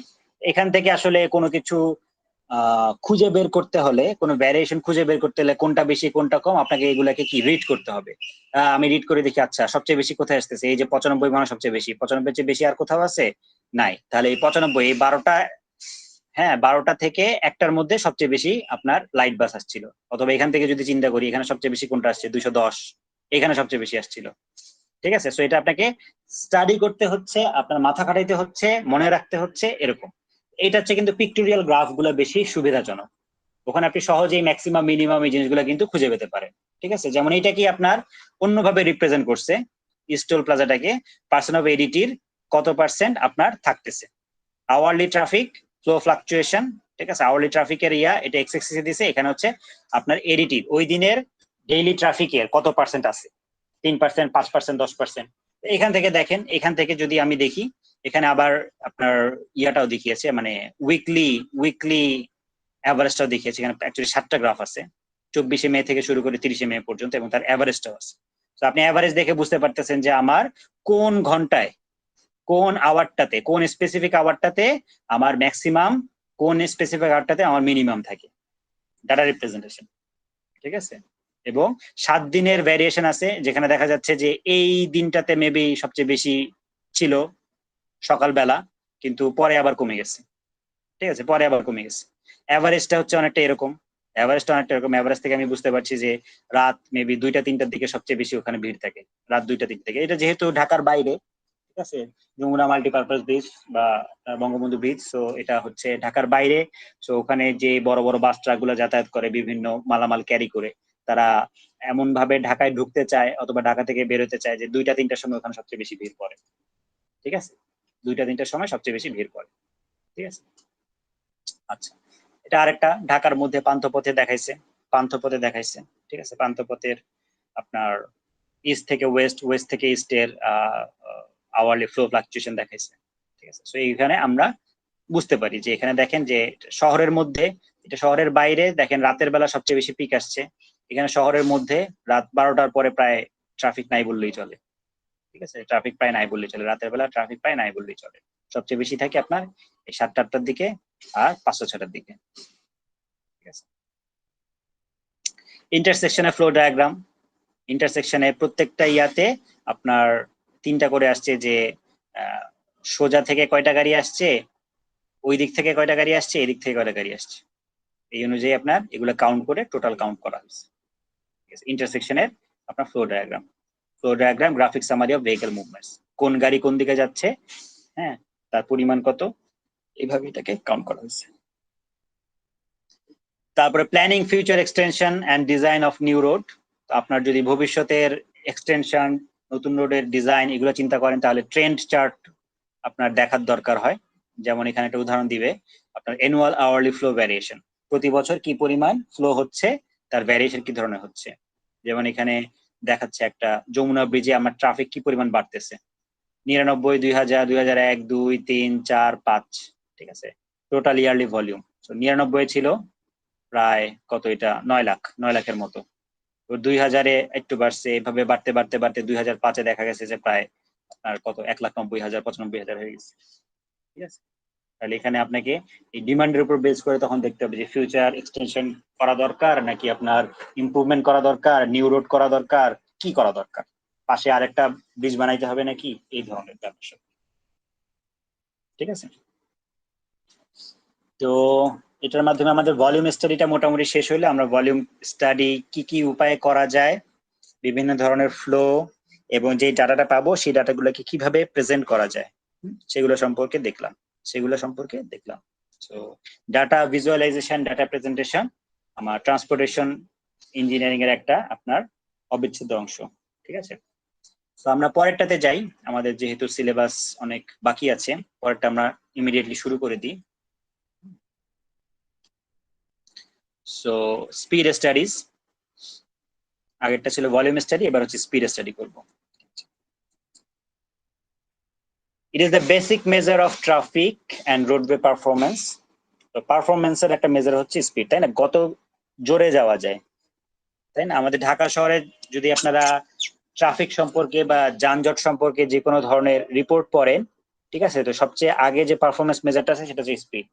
যে বলা হয় যে ঢাকা শহরে গাড়ি ঘোড়ার অ্যাভারেজ স্পিড কত, এক সময় ছিল মনে হয় 10, এখন মনে হয় 3-এর ঘরে নামে গেছে, তাই না, 3-এর ঘরে নামে গেছে। এটা অনেক কম, এবং এটাই বোঝাচ্ছে যে আমাদের ঢাকা শহর আসলে ট্রান্সপোর্ট সেক্টরে আসলে ব্রিথ করতে পারতেছে না। খুবই শোচনীয় অবস্থা, পারফরমেন্সের দিক থেকে খুবই শোচনীয় অবস্থা। ঠিক আছে, influence the traveller in selecting routes and transportation mode. So আপনার গাড়ির স্পিড কত, এটার উপর বেস করে আপনার কিন্তু অনেক কিছু ডিপেন্ড করে, কোন রাউটে যাবে, কোন মোডে যাবে। ঠিক আছে, সাধারণত দেখা যায় যে যেসব গাড়ির স্পিড বেশি, হ্যাঁ, সেসব গাড়ি আপনার আপনার ইয়াও বেশি হয়, প্রাইসও বেশি হয়। ঠিক আছে, পাবলিক ট্রানজিট, বাসে যে ভাড়া হয়, বাসের চেয়ে আপনি যদি বাস যে পরিমাণ গাড়ি টানতে পারে, ঠিক আছে, তার চেয়ে শহরের এলাকায় তার চেয়ে কিন্তু প্রাইভেট কার বেশি জোরে টানতে পারে।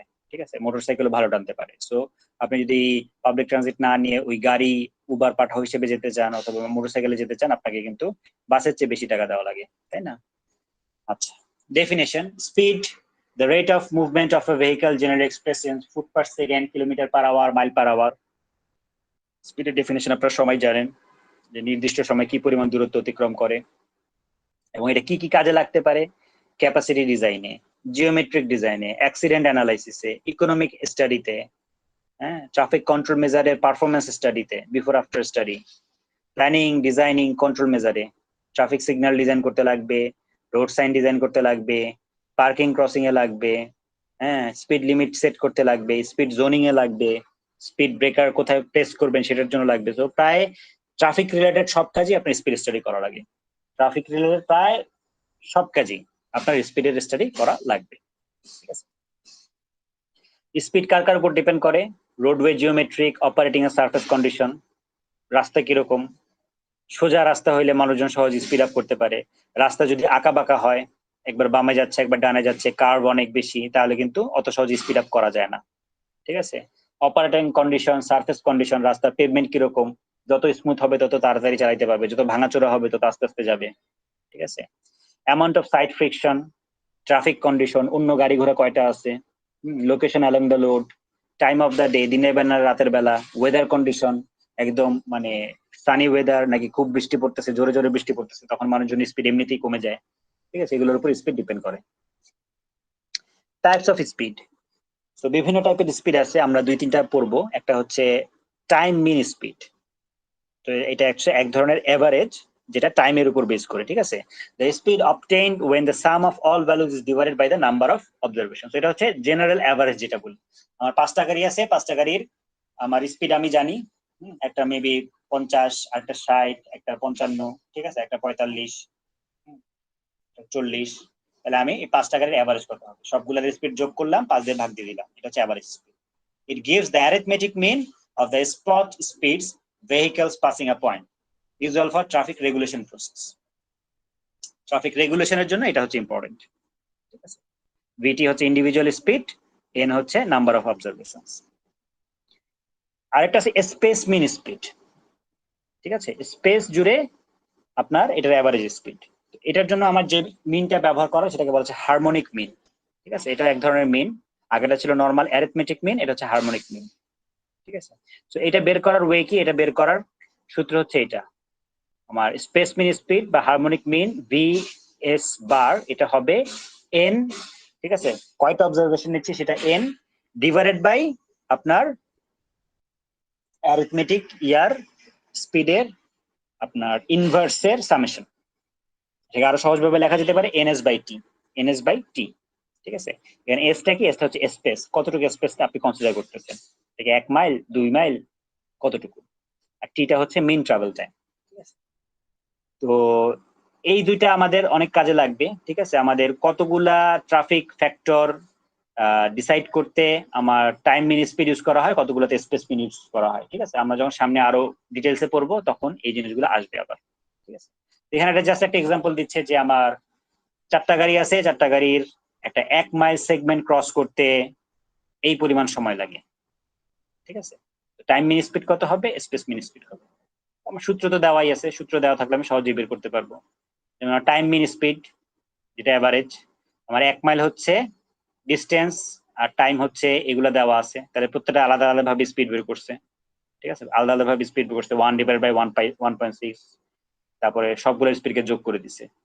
সেকেন্ড হচ্ছে 1 divide by 1.2, 1 divide by 1.5, 1 divide by 1.7, সবগুলোর স্পিড আমি আলাদা আলাদা ভাবে পাইলাম, সবগুলো স্পিড যোগ করলাম, টোটাল 4টা গাড়ি আছে, 4 দিয়ে ভাগ দিলাম, তাহলে 0.68 মাইলস পার মিনিট, ঠিক আছে, মাইলস পার মিনিট, যেটাকে আমার এমপিএইচ এ কনভার্ট করছে, আমার পাইলাম 40.8 মাইলস পার আওয়ার, যে টাইম মিন স্পিড।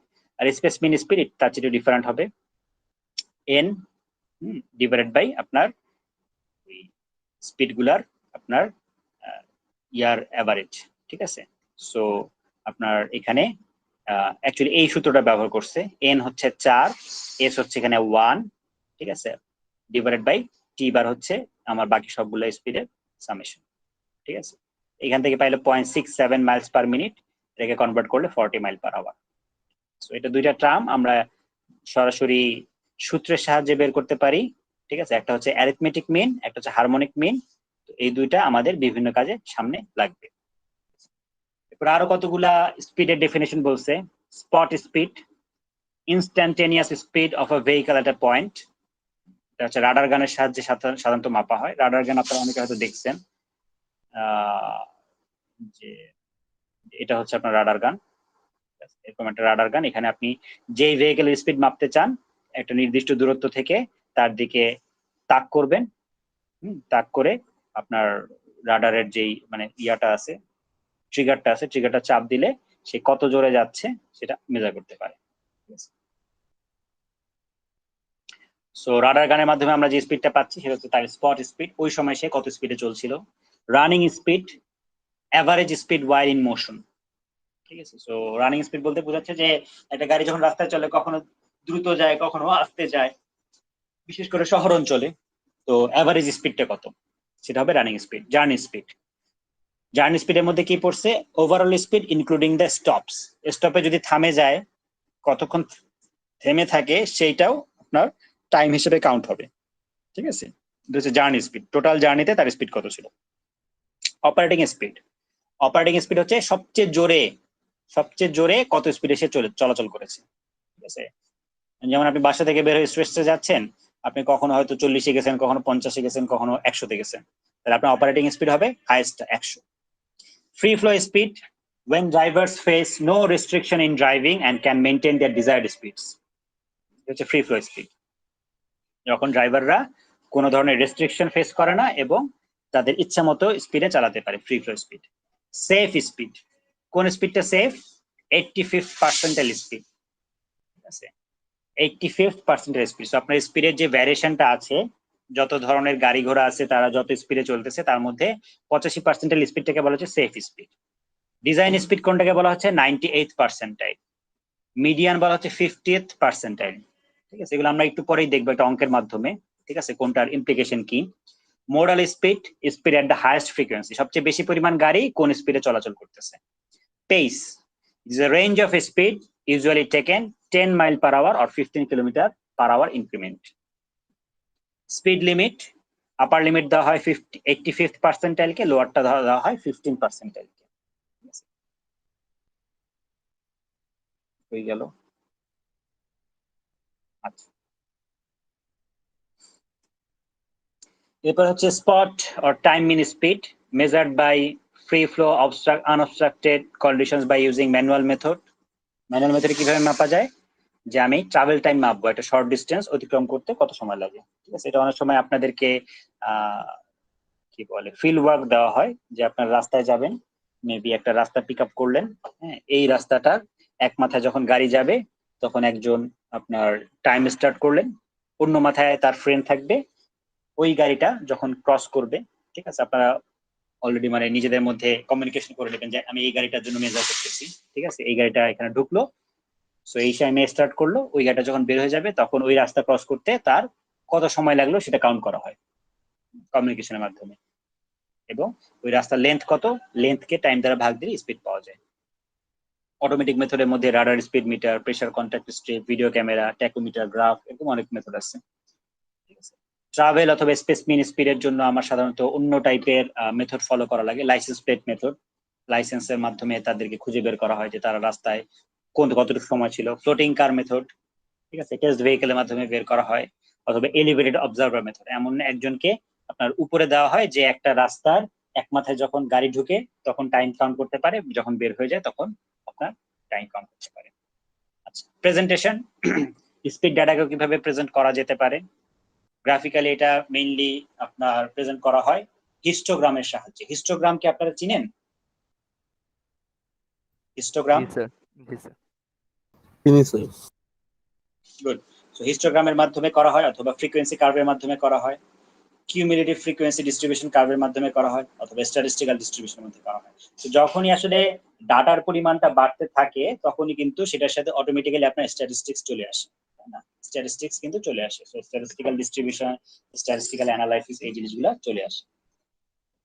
যেমন আপনারা যেই সার্ভেটা করে আলটিমেটলি ডাটাটা প্রেজেন্ট করবেন, এখানে আমি এখন পর্যন্ত কোনো অ্যানালাইসিসের রিকোয়ারমেন্ট দেই নাই, কিন্তু যদি দেখি যে স্টুডেন্টরা পারতেছে তখন সামনে হয়তো অ্যানালাইসিসের পার্টও দিয়ে দিব, যে আপনার কাছে অনেক ডাটা আছে, এখন এটাকে আপনি স্ট্যাটিস্টিক্যালি অ্যানালাইসিস করেন। ঠিক আছে, আপাতত তো আপনারা যে কাজটা করবে সেটা জাস্ট মাস্ট আপনার ডাটা, ডেসক্রিপটিভ ডাটা স্ট্যাটিস্টিক্স থেকে আপনার যদি কোনো ইনফরমেশন আপনি এক্সট্রাক্ট করতে পারেন, ঠিক আছে, সেটার ভিজুয়ালাইজেশন। কিন্তু এই ডাটা দিয়ে কিন্তু আপনার ফার্দার অ্যানালাইসিস করা যায়, মডেলিং করা যায়, ঠিক আছে, অনেক ধরনের স্টেপ করা যায়। আচ্ছা, তো এখানে একটা প্রবলেম দিচ্ছে, following data was collected while conducting spot speed studies at certain stretch of road within the urban area. তারপরে এই জিনিসগুলো বের করতে বলছে। সো আমাদের স্পট স্পিড স্টাডি করা হয়েছে এবং কিছু ডাটা পাওয়া গেছে, ডাটাগুলো কিরকম দেখে আসি। স্পিডের রেঞ্জ দেওয়া আছে এবং কতগুলো ভেহিকেল অবজার্ভ হয়েছে। আমার 0 থেকে 5 কিলোমিটার পার আওয়ার এই স্পিড রেঞ্জের মধ্যে আমি একটাও গাড়ি পাই নাই। 5 থেকে 10-এর মধ্যে 5টা পাইছি, 10 থেকে 15-এর মধ্যে 18টা পাইছি, ঠিক আছে, এরকম প্রায় 65 থেকে 70 পর্যন্ত আছে। টোটাল 822টা গাড়ি অবজার্ভ করা হয়েছে এবং তাদের স্পিড রেঞ্জের ডিস্ট্রিবিউশনটা দেওয়া আছে। এটার উপর বেস করে আমার কি বের করতে বলছে, average speed of traffic stream. এই ট্রাফিক স্ট্রিমের অ্যাভারেজ স্পিড কত, modal speed and pace of the traffic stream. Modal স্পিডের ডেফিনেশন আমরা একটু আগে দেখে আসছি, ঠিক আছে, আবার দেখে আসছি যদি ভুলে যাই। আছে না, এই যে modal speed, speed at the highest frequency, সবচেয়ে বেশি সংখ্যক গাড়ি কোন স্পিডে চলাচল করতেছে, ঠিক আছে। পেস, ঠিক আছে, পেস একটা রেঞ্জ, 10 মাইল পার আওয়ার অথবা 15 কিলোমিটার পার আওয়ারের রেঞ্জ। তারপরে আর কি আছে, upper and lower values of speed limits. Upper and lower value বের করবো কিভাবে, আমার আপার লিমিট হবে 85th পার্সেন্টাইল, লোয়ার লিমিট হবে 15th percentile. Design speed for checking geometric design, design speed কত, ডিজাইন স্পিড কত, ডিজাইন স্পিড হচ্ছে 98%। এই জিনিসগুলো আমাকে বের করতে বলছে, বের করার চেষ্টা করি। প্রথমে হচ্ছে আমাকে কিছু ক্যালকুলেশন করতে হবে। আমার এখানে একটা রেঞ্জ দেওয়া আছে, সো আমি সরাসরি রেঞ্জ ইউজ করতে পারবো না, যদি এরকম রেঞ্জ দেওয়া থাকে তাহলে আমি তার সাধারণত অ্যাভারেজ ভ্যালুটা নিই বা মিড স্পিডটা নিই। মিড স্পিডের ভ্যালু কত, এই দুইটার অ্যাভারেজ করে নেওয়া আছে। 0 থেকে 5 এর অ্যাভারেজ 2.5, 5 থেকে 10 এর অ্যাভারেজ 7.5, এবং সবগুলোর অ্যাভারেজ বের করা হচ্ছে। এবং যেই নাম্বারগুলো দেওয়া আছে এটা তো অ্যাকচুয়াল নাম্বার, এটাকে পার্সেন্টে কনভার্ট করা হয়েছে পার্সেন্ট ফ্রিকোয়েন্সিতে। পার্সেন্ট ফ্রিকোয়েন্সি কিভাবে বের করব বলেন দেখি একজন। পার্সেন্ট ফ্রিকোয়েন্সি কিভাবে বের করে, যেমন 4.87 কিভাবে পাইছি বলেন তো? পার্সেন্ট ফ্রিকোয়েন্সি কিভাবে পেলাম 4.87?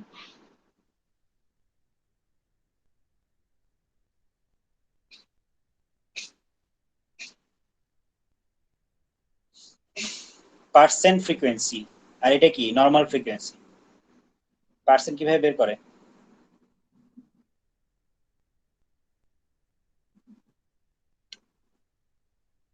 বলেন, এটা আপনাদেরই বলতে হবে, এটা আমি বলে দিব না। স্যার স্যার এটা হলো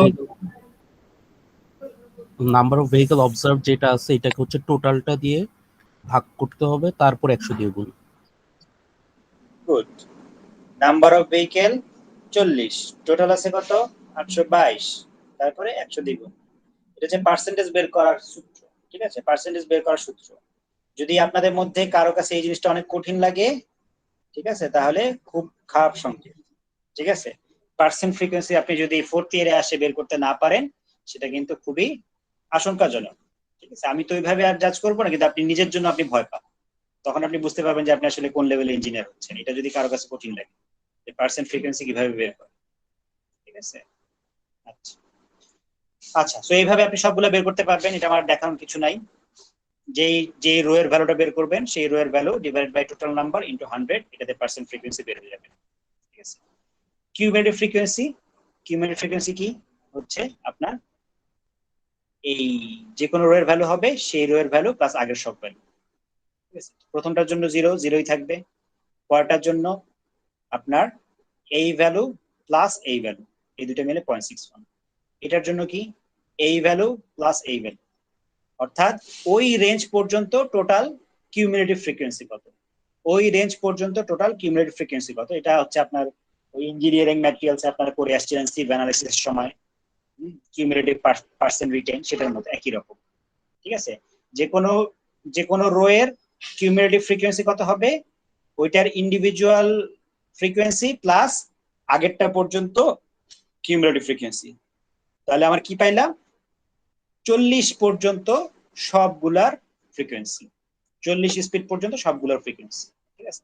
এটা হচ্ছে কিউমুলেটিভ ফ্রিকোয়েন্সি। এইভাবে দিয়ে সবগুলো যোগ করে লাস্টে গিয়ে 100 হবে, অবভিয়াসলি সবসময় লাস্টে গিয়ে 100 হবে, ঠিক আছে? লাস্টে গিয়ে 100 হবে। তো এখন এই হচ্ছে আমার ইনিশিয়াল ক্যালকুলেশন। এখন আমি হচ্ছে যে জিনিসগুলো বের করতে বলছে সেগুলো বের করব। প্রথমে কি বলছে অ্যাভারেজ স্পিড। অ্যাভারেজ কিভাবে বের করব? অ্যাভারেজ স্পিড বের করার ওয়ে হচ্ছে যে এফ ইনটু ভি, ঠিক আছে? এফ ইনটু ভি করব, তারপর সেটাকে সাম করব divided by summation of F, ঠিক আছে? অর্থাৎ কি আমার এই আড়াই কে এটা দ্বারা গুণ দিব, এফ ইনটু ভি সবগুলো গুণ দিব, আরেকটা কলাম আসবে, ঠিক আছে? এফ কে ভি দ্বারা গুণ দিব, সবগুলো একটা করে ভ্যালু পাবো, সবগুলো যোগ করবো, সেটা হবে আমার লবে। আর হরে কি হবে? হরে হচ্ছে আপনার এই সামেশন অফ অল ফ্রিকোয়েন্সি 822। এভাবে করলে আমি অ্যাভারেজ ইয়াটা পাবো, ঠিক আছে? সহজেই বুঝে ওয়েটেড অ্যাভারেজ যেটা বের করতেছে, ওয়েটেড অ্যাভারেজ বুঝেন না? Weighted average. তো এখানে 110 টা গাড়ি আছে, তার 22.5 চলতেছে, 110 ইন্টু 22.5, এভাবে বাকি সবগুলোর জন্য গুণ করে যোগ করব ডিভাইডেড বাই আমার টোটাল নাম্বার অফ ভেহিকলস। তাহলে আমি পাচ্ছি 30.73, এটা হবে আমার অ্যাভারেজ স্পিড, এটা হবে আমার অ্যাভারেজ স্পিড, ঠিক আছে? এর কোনো সমস্যা কারো সমস্যা? প্রথমটা বের হয়ে গেল। এর পরের গুলা বের করার জন্য আমাকে গ্রাফ প্লট করতে হবে। পরের গুলা বের করার জন্য এই যে কি কি চাইছে, মোডাল স্প্লিট, তারপরে pace, upper lower, design speed, এগুলো বের করার জন্য আমাকে গ্রাফ প্লট করতে হবে। সবগুলোর জন্য হয়তো লাগবে না, কয়েকটার জন্য লাগবে। তো আমি গ্রাফ প্লট করি, আমার দুইটা গ্রাফ লাগতেছে, নরমাল গ্রাফ পেপারে দুইটাই ড্র করছে। এখানে হচ্ছে স্পিড, স্পট স্পিডের ভ্যালুগুলা দিছে, কিলোমিটার পার আওয়ারে, ঠিক আছে, অর্থাৎ স্পিড গুলা কত ছিল। সো আমার পয়েন্ট গুলা দেখেন 2.5, সাড়ে সাড়ে সাড়ে 7, 12.5 এভাবে বসছে, ঠিক আছে। তো আমার যতগুলো ছিল সবগুলা এখানে এক্স এক্সিসে দিছে। ওয়াই এক্সিস হচ্ছে পার্সেন্ট ফ্রিকোয়েন্সি যে এটা দিছে, ঠিক আছে। পার্সেন্ট ফ্রিকোয়েন্সি যেটা ক্যালকুলেট করে বের করছি সেগুলো প্লট এভাবে করছি, ঠিক আছে, এভাবে প্লট করছি। এখান থেকে আমি কোন ভ্যালুগুলো বের করতে পারবো? মোডাল স্পিড বের করতে পারবো আর পেস বের করতে পারবো। মোডাল স্পিড কোনটা হবে? মোডাল স্পিড হবে আমার এই গ্রাফটা প্লট করার পরে ম্যাক্সিমাম যে পয়েন্ট আমি পাবো, গ্রাফের যে ম্যাক্সিমাম পয়েন্ট পাবো সেই বরাবর স্পিডটাই হবে আমার মোডাল স্পিড, ঠিক আছে। এটা যে সব সময় আপনার একটা পয়েন্টই হবে নট নেসেসারিলি, আপনার বাকি পয়েন্টগুলোর পজিশন অনুযায়ী এটা একটু কম বেশি হতে পারে, ঠিক আছে। কোন স্পেসিফিক পয়েন্ট নাও হতে পারে, যেমন এখানে হয় নাই, তাই না? আমার এখানে এই পয়েন্টটা কত 32.5, কিন্তু এটা কিন্তু 32.5 টাচ করে না, এটা 32 হয়েছে। তার পাশে হচ্ছে পিকটা পাইছে, ঠিক আছে।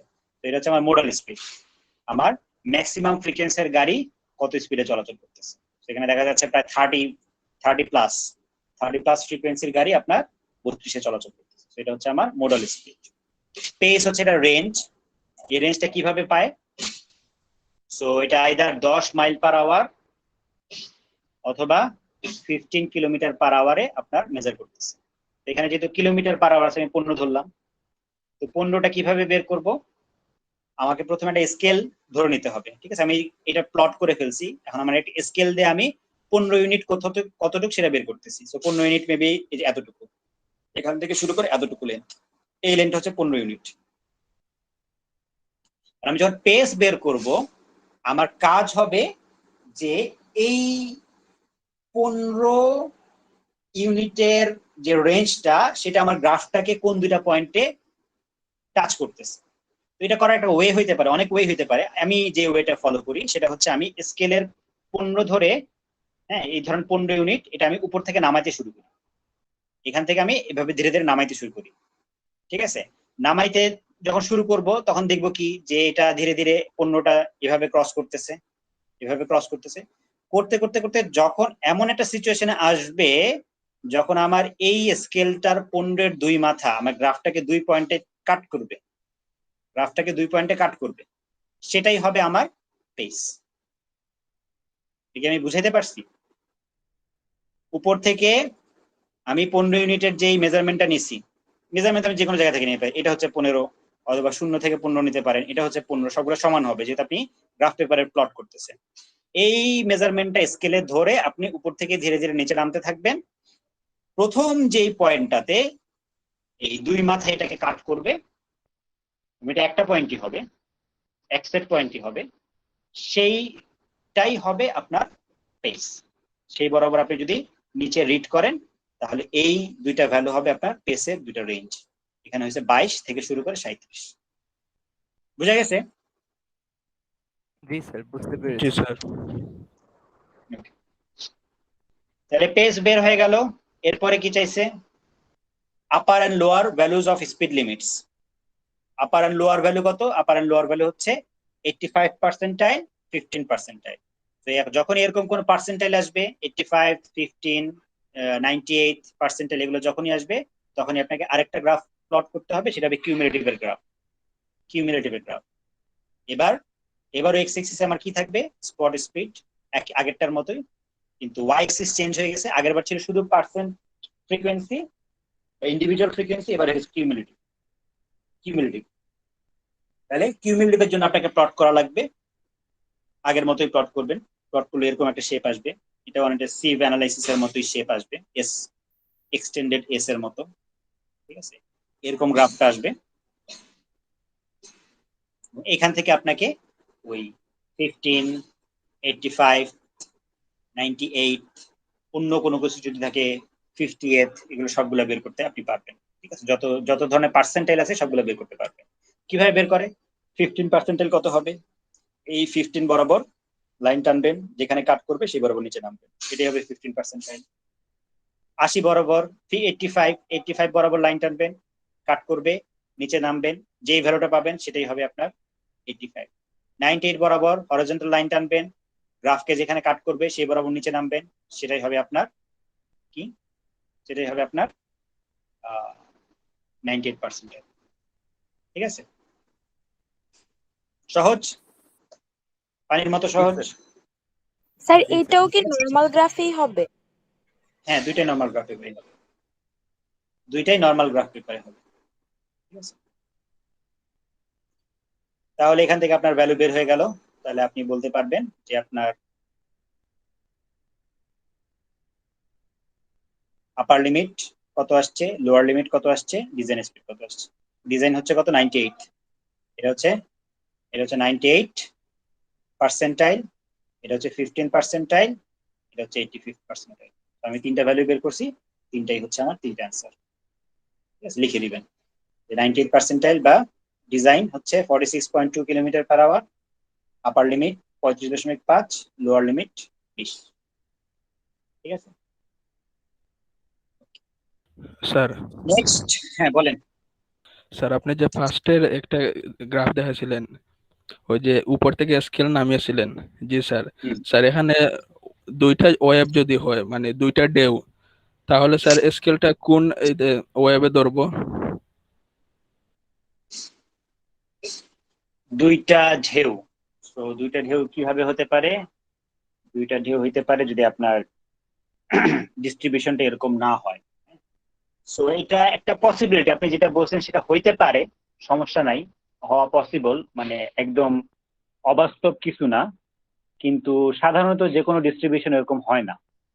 এটা আপনারা স্ট্যাটিস্টিক্স এর কোর্স করছেন, স্ট্যাটিস্টিক্স এর করছেন না? জি স্যার। ওখানে নরমাল ডিস্ট্রিবিউশন সম্পর্কে পড়েছেন, বেল শেপ, নরমাল ডিস্ট্রিবিউশন, জি স্যার, বিভিন্ন বেল শেপ ডিস্ট্রিবিউশন। জি স্যার।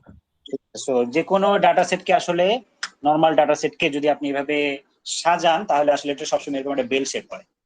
একটাই ঢেউ থাকবে আপনার সাধারণত, এরকম একটা বেল শেপ হয়। ঠিক আছে, এটার রিজনিংটা হচ্ছে মানুষের নেচার এরকম, এবং এটা শুধু মানে এই ট্রাফিক কাউন্টে না, আপনাদের ক্ষেত্রেও আপনারা যখন এরকম এই যে পরীক্ষা দেন, পরীক্ষার রেজাল্ট কিরকম হয়, বেশিরভাগ ক্ষেত্রে কিন্তু এরকম বেল শেপ রেজাল্ট সবাই এক্সপেক্ট করে। কিছু মানুষ খুব খারাপ করবে, কিছু মানুষ খুব ভালো করবে, এভারেজে সবাই মাঝামাঝি থাকবে। এবং এই শেপটা যদি ফলো না হয়, তখন বোঝানো হয় যে আইদার যে পড়াইছে তার সমস্যা অথবা স্টুডেন্টদের সমস্যা। এমন যদি হয় যে আপনার শেপটা এরকম হয়েছে যে বেশিরভাগ মানুষই ভালো করছে, ডান দিকে স্ক্রু হয়ে গেছে, তখন বলবে যে কোর্সটা অনেক সহজ, ইনস্ট্রাক্টর সেভাবে চ্যালেঞ্জিং কোয়েশ্চেন দিতে পারে নাই যাতে স্টুডেন্টদেরকে বেল শেপে আনা যায়। ঠিক আছে, অথবা এটা যদি এইভাবে যায় যে বেশিরভাগ স্টুডেন্ট ফেল করতেছে অথবা সিডি পাচ্ছে, ভালো কেউ করতে পারতেছে না, তখন আইদার কোর্সটা খুব কঠিন, অথবা ইনস্ট্রাক্টর খুব খারাপ ভাবে পড়াইছে, অথবা ইনস্ট্রাক্টর খুব বাজে গ্রেডিং করছে। ঠিক আছে, কারো না কারো সমস্যা আছে। কিন্তু নর্মাল এক্সপেকটেশন, যে কারণে ইউনিভার্সিটিতে নর্মাল এক্সপেকটেশন হচ্ছে এরকম একটা শেপে আপনার রেজাল্ট ডিস্ট্রিবিউট হবে। কিছু মানুষ খুব ভালো করবে, এ প্লাস পাবে। ঠিক আছে, কিছু মানুষ খারাপ করবে, সি ডি পাবে, ফেলও করতে পারে। কিন্তু বেশিরভাগ মানুষ, এভারেজ মানুষ হচ্ছে মাঝে মাঝে থাকে, বিয়ের ঘরে থাকে।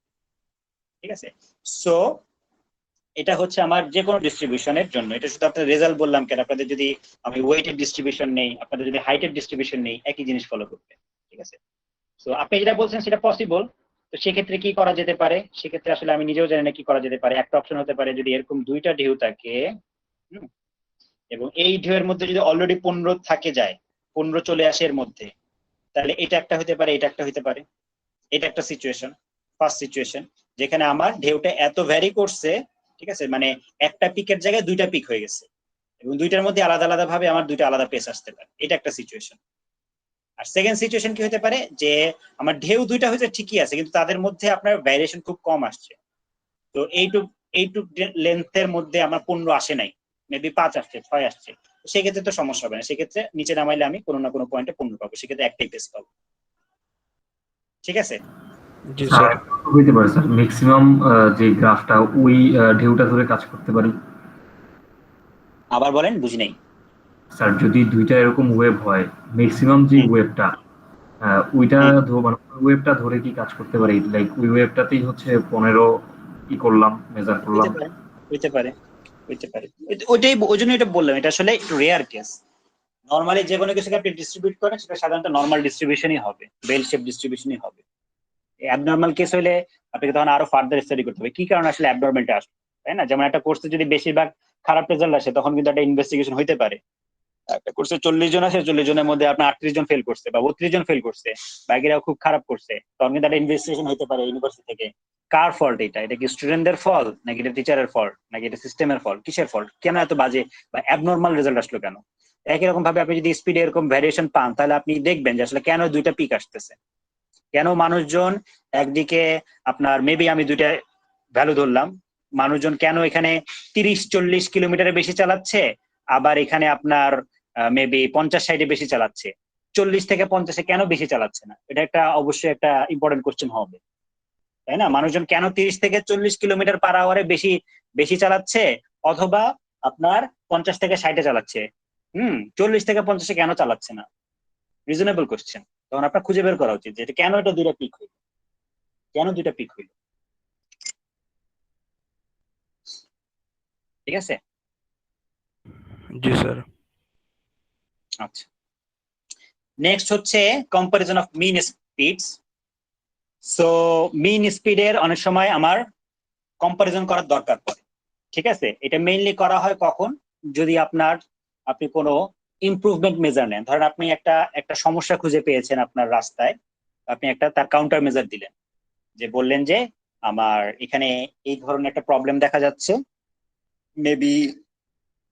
মেবি প্রবলেমটা হচ্ছে যে যে আগেও একটা উদাহরণ দিয়েছিলাম যে আপনাদের স্পেসের সামনে একটা স্পিড ব্রেকার সেট করা হচ্ছে, কারণ কি এখানে অনেক সময় ভিতরে আফতাবনগরে অনেক কনস্ট্রাকশন কাজ চলতেছে, অনেক কনস্ট্রাকশন ম্যাটেরিয়াল নিয়ে বাস ট্রাকের অনেক পিক আপের অনেক জোরে জোরে চালায়, ঠিক আছে, অ্যাক্সিডেন্ট হতে পারে, স্টুডেন্টদের সমস্যা হতে পারে। তো এই জন্য একটা স্পিড ব্রেকার দেওয়া হলো। তো আমি কি মাপতে চাচ্ছি, আমি মাপতে চাচ্ছি যে এই স্পিড ব্রেকারটা সেট করার আগে গাড়িগুলোর এভারেজ স্পিড কত ছিল এবং এটা সেট করার পরে এভারেজ স্পিড কত হচ্ছে, এটা সিগনিফিকেন্টলি কমছে নাকি, আমার স্পিড ব্রেকারটা কতটুকু এফেক্টিভ সেটা বোঝার জন্য। স্পিড ব্রেকারটা কতটুকু এফেক্টিভ, সে এভারেজে কি পরিমাণ স্পিড কমাচ্ছে গাড়িগুলার, এটা বোঝার জন্য। ঠিক আছে, এবং এখানে আরেকটা টার্ম আছে, স্ট্যাটিস্টিক্যালি সিগনিফিকেন্ট নাকি আমার ডিফারেন্সটা। ঠিক আছে, যেমন ধরেন এমন আপনি রেজাল্ট পাইতে পারেন যে আপনার আগে ছিল এভারেজ স্পিড কত, আগে ছিল এভারেজ স্পিড মেবি আমি বললাম 40 মাইল পার আওয়ার। ঠিক আছে, মানে আপনি স্পিড ব্রেকারটা সেট করার পরে আপনি ভ্যালু পাইলেন 39.2। এখন 40-এর চেয়ে অবশ্যই 39.2 কম, বুঝাই তো যাচ্ছে। 40 মাইল পার আওয়ার ছিল, 39.2 না 39ই ধরলাম, 40-এর চেয়ে 39 অবশ্যই কম, কোনো সমস্যা নাই, কিন্তু এটা কি সিগনিফিকেন্ট নাকি? ঠিক আছে, এটা স্ট্যাটিস্টিক্যালি সিগনিফিকেন্ট নাকি, নাকি এটা জাস্ট একটা মাইনর একটা রিডাকশন? ঠিক আছে, সেইটা বুঝতে পারতে হবে। সেইটা বোঝার জন্য সাধারণত আমাদের স্ট্যাটিস্টিক্যাল টেস্ট করা হয়, জেড টেস্ট। হ্যাঁ, সো জেড টেস্ট, টি টেস্ট, এরকম বিভিন্ন নাম আছে। আপনারা কি এগুলো স্ট্যাট 1 ও 2 তে করে আসছেন নাকি করেন নাই? Z test, statistical Z test করছেন? নো স্যার, এটা করিনি। আচ্ছা, সো যেটা বললাম যে এখানে হচ্ছে আমার স্ট্যাটিস্টিক্যাল টেস্টের মাধ্যমে বোঝা হয় যে আমার যে ভ্যালুটা কমতেছে বা বাড়তেছে এটা আসলে সিগনিফিকেন্ট পরিমাণ নাকি। ঠিক আছে, 40 থেকে 39 হইলেও যেমন কমতেছে, 40 থেকে 30 হইলেও কমতেছে, 1 কমা আর 10 কমা তো সেম না। তো কোন মাত্রা এটা সিগনিফিকেন্ট সেটা আমাকে খুঁজে বের করতে হবে। ঠিক আছে, so before after study of spot speeds is needed to measure the effectiveness of countermeasure. This is done by comparing the difference between two sample mean speeds by using statistical z-test. So দুইটা sample নেওয়া হয়, একটা before এর জন্য একটা after এর জন্য, তাদের মিন নেওয়া হয় এবং জেড টেস্ট করা হয়। ঠিক আছে, assuming that two sample means are from the same distribution normal হইতে হবে। আপনারা যেরকম বলেন, মুয়াদ যেরকম বললেন যে একটা নরমাল ডিস্ট্রিবিউশন আর একটা হচ্ছে এরকম 2 পিকেট ডিস্ট্রিবিউশন, এরকম হইলে হবে না, একই ডিস্ট্রিবিউশন হইতে হবে তাদের। হ্যাঁ, কারণ কি এরকম 2 প্যাকেট ডিস্ট্রিবিউশন মানে হচ্ছে কি কোনো অ্যাবনর্মালিটি আছে, অ্যাবনর্মাল দিয়ে আমরা টেস্ট করলে হবে না, নরমাল কন্ডিশনে টেস্ট করতে হবে। ঠিক আছে, in traffic engineering studies it is usual to perform the test at 95% confidence level. So আমরা যখন স্ট্যাটিস্টিক্যাল অ্যানালিসিস চলে যাই, বেশিরভাগই আপনার আসলে প্রবাবিলিস্টিক হয়ে যায়। তাই না? এটা আগে একদিন ডিসকাস করেছিলাম আমার মনে হয়, যে আপনারা যখন মেকানিক্সের অঙ্কগুলো করেন সেগুলো অনেকগুলোই কিন্তু ডিটারমিনিস্টিক। ঠিক আছে, যে ল গুলো আছে, যে ফর্মুলা গুলো আছে, অনেকগুলো ডিটারমিনিস্টিক, আপনারা ওগুলো ডিরাইভ করে বের করতে পারেন। তাই না? ম্যাথের যে সূত্র আছে, ফিজিক্সের যে সূত্র আছে, ওগুলা থেকে ডিরাইভ করে আপনারা বের করতে পারেন। ঠিক আছে, এই জন্য ওখান থেকে বেশিরভাগই ডিটারমিনিস্টিক রেজাল্ট পাওয়া যায়, অ্যানালিটিক রেজাল্ট পাওয়া যায়। কিন্তু যদি প্রবাবিলিটি চলে আসে, ঠিক আছে, তখন কিন্তু আসলে ডিটারমিনিস্টিক বের করা ডিফিকাল্ট হয়ে যায়, তখন আমরা চলে যাই স্টোকাস্টিক অ্যানালাইসিস অথবা প্রবাবিলিস্টিক অ্যানালাইসিসে। এবং সেই ক্ষেত্রে 100% জোর দিয়ে কিছু বলা যায় না, 100% জোর দিয়ে বলা যায় না, ঠিক আছে। তো ওই জন্য আমাদের একটা কনফিডেন্স লেভেল দরকার পড়ে, যে আমি কত পার্সেন্ট কনফিডেন্ট যে এটার মধ্যেই রেজাল্ট আসবে, ঠিক আছে, কত পার্সেন্ট কনফিডেন্ট। সো ওইটা বিভিন্ন লেভেল আছে, 95% কনফিডেন্স লেভেল, 90% কনফিডেন্স লেভেল, এটাও স্ট্যাটিস্টিক একটা কমন টার্ম, ঠিক আছে, এটা আপনারা হয়তো স্ট্যাট 1 ও 2 তে দেখে আসতে পারেন। আচ্ছা, সো এখানে জেড টেস্টের নিয়মটা বলা হয়েছে, চেক ইফ জেড, জেড হচ্ছে একটা টার্ম, এটার ভ্যালুটা হচ্ছে u1 মাইনাস u2, এটার অ্যাবসলিউট ভ্যালু, অর্থাৎ আমার যে দুইটা স্যাম্পল আছে বিফোর আফটার স্টাডি করলে তাদের স্পিডের যে ভ্যারিয়েশনটা, তার অ্যাবসলিউট ভ্যালু, ঠিক আছে, বাড়তেও পারে কমতেও পারে, যে সবসময় যে আপনার স্পিড কমানোর জন্য কাউন্টার মেজার দেওয়া হয় তা না, অনেক সময় স্পিড বাড়ানোর জন্য কাউন্টার মেজার দেওয়া হতে পারে, ঠিক আছে। সো তাদের মধ্যে ডিফারেন্সটা, সেটাকে আমি ভাগ দেব এসডি দ্বারা। এসডি কি? এসডি বলতেছে standard deviation of the difference in means, এবং এটার সূত্র কি? Square root SQRT the square root of s1 square by n1 plus s2 square by n2। s1 কি, s2 কি? s1 হচ্ছে বিফোর স্টাডির স্ট্যান্ডার্ড ডেভিয়েশন, s2 কি? আফটার স্টাডির স্ট্যান্ডার্ড ডেভিয়েশন। স্ট্যান্ডার্ড ডেভিয়েশন কি জিনিস? এটা তো পড়ে আসা উচিত অ্যাটলিস্ট স্ট্যাট 1 ও 2 তে, স্ট্যান্ডার্ড ডেভিয়েশন। স্যার মিন থেকে আমার ভ্যালুটা কতটুকু দূরে আছে? গুড, মিন থেকে ভ্যালুটা কতটা ডেভিয়েট করতেছে, ঠিক আছে। সো এটাও সূত্রের সাহায্যে বের করা যায়, সূত্র আছে, সো সেটা থেকে আমরা বের করতে পারবো। তো s1 s2 হচ্ছে বিফোর স্টাডির জন্য, আফটার স্টাডির জন্য, সেখান থেকে আমি sd এর ভ্যালুটা বের করতে পারবো, ঠিক আছে। তাহলে এখান থেকে আমার এই z এর ভ্যালুটা পেয়ে যাচ্ছি, z এর ভ্যালুটা আমি পেয়ে যাচ্ছি, ঠিক আছে। এই জেডটাকে আমার তুলনা করতে হবে জেড ক্রিটিক্যালের সাথে। জেড ক্রিটিক্যাল কি জিনিস? জেড ক্রিটিক্যাল হচ্ছে আমার থ্রেশহোল্ড ভ্যালু, একটা নির্দিষ্ট কনফিডেন্স লেভেলে আমার মিনিমাম কতটুকু ভ্যালু হওয়া উচিত, মিনিমাম কতটুকু ভ্যালু হওয়া উচিত, ঠিক আছে। এই জিনিসটা আপনার স্ট্যাটিস্টিক্যাল একটা প্রপার্টি, আপনার যে কোনো স্ট্যাটিস্টিক্স বই নিলেই আপনারা দেখবেন যে বইগুলা শেষের দিকে অনেকগুলা চার্ট আছে, অনেকগুলা সংখ্যা লেখা থাকে, ঠিক আছে, এরকম একটা জেড টেবিল থাকে। তো ওখানে হচ্ছে বিভিন্ন ডিগ্রি অফ ফ্রিডমের জন্য, বিভিন্ন কনফিডেন্স লেভেলের জন্য আপনার জেড ক্রিটিক্যালের ভ্যালু কত হয় সেগুলো দেওয়া থাকে, ঠিক আছে। জেড এর ভ্যালু দেওয়া থাকে, তারপর এরকম টি এর টেবিল আছে, হ্যাঁ, জেড টেস্টের মতো জি টেস্টের মতো এরকম একটা টি টেস্ট আছে, ঠিক আছে, টি ডিস্ট্রিবিউশন টি টেস্ট, সেখানে সেগুলোর ভ্যালু দেওয়া থাকে। সো এগুলো হচ্ছে যে কোনো স্ট্যাটিস্টিক্যাল বইয়ের শেষের পাতাগুলো উল্টাইলে আপনারা দেখবেন যে এই টাইপের জেড টেস্ট, টি টেস্ট, এরকম তাদের ক্রিটিক্যাল ভ্যালুগুলো সব দেওয়া আছে। তো আমাদের জন্য আমরা 95% কনফিডেন্স লেভেল চেয়েছি, 95 কনফিডেন্স লেভেলের জন্য আমার এই ক্রিটিক্যাল ভ্যালু হয় 1.96। সবচেয়ে বেশি ব্যবহৃত হয় দুইটা, একটা হচ্ছে 95%, যেটার ক্রিটিক্যাল ভ্যালু হচ্ছে 1.96, আর একটা ব্যবহৃত হয় 90%, ঠিক আছে। 90% এরটা হচ্ছে মেবি 1.645, ঠিক আছে। এই দুটো হচ্ছে আমার ক্রিটিক্যাল ভ্যালু, সেগুলো হচ্ছে থ্রেশহোল্ড ভ্যালু। এগুলো ভ্যালুর চেয়ে উপরে হইলে একরকম, নিচে হইলে আরেক রকম। সো জেড যদি এর চেয়ে বড় হয় তাহলে আমি বলতে পারবো সিগনিফিকেন্টলি ওই জিনিসটা হয়েছে, যদি কম হয় তাহলে থ্রেশহোল্ড ক্রস করে নাই, তাহলে সিগনিফিকেন্টলি কমে নাই, ঠিক আছে, সিগনিফিকেন্টলি কমে নাই, ঠিক আছে। সো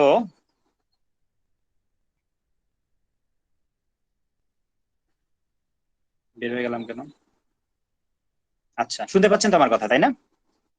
জি স্যার, হ্যালো, শুনতে পাচ্ছি। জি স্যার। সো সিগনিফিকেন্টলি কমে। সেখানে একটা উদাহরণ দিয়েছে, so spot speed data were collected at a section of a highway during an হবে and না, during an utility maintenance work, ঠিক আছে, ইউটিলিটি মেইনটেনেন্স ওয়ার্ক, ঠিক আছে।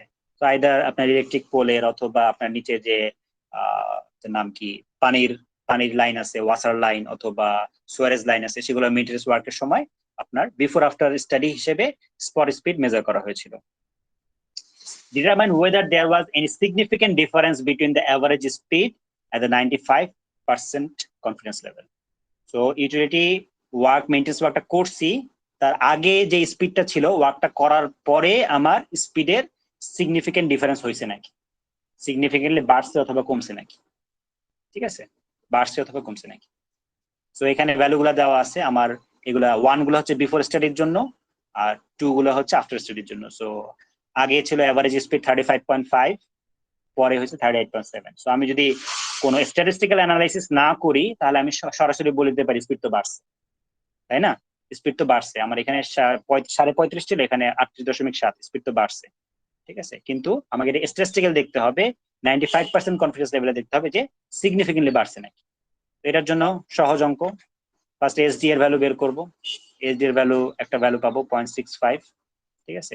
জেড এর ভ্যালু বের করব, জেড এর ভ্যালু 35.5 মাইনাস 38.7 ডিভাইড বাই 0.65 আসছে 4.9, 4.92 1.96 এর চেয়ে বড়, ঠিক আছে, বড়।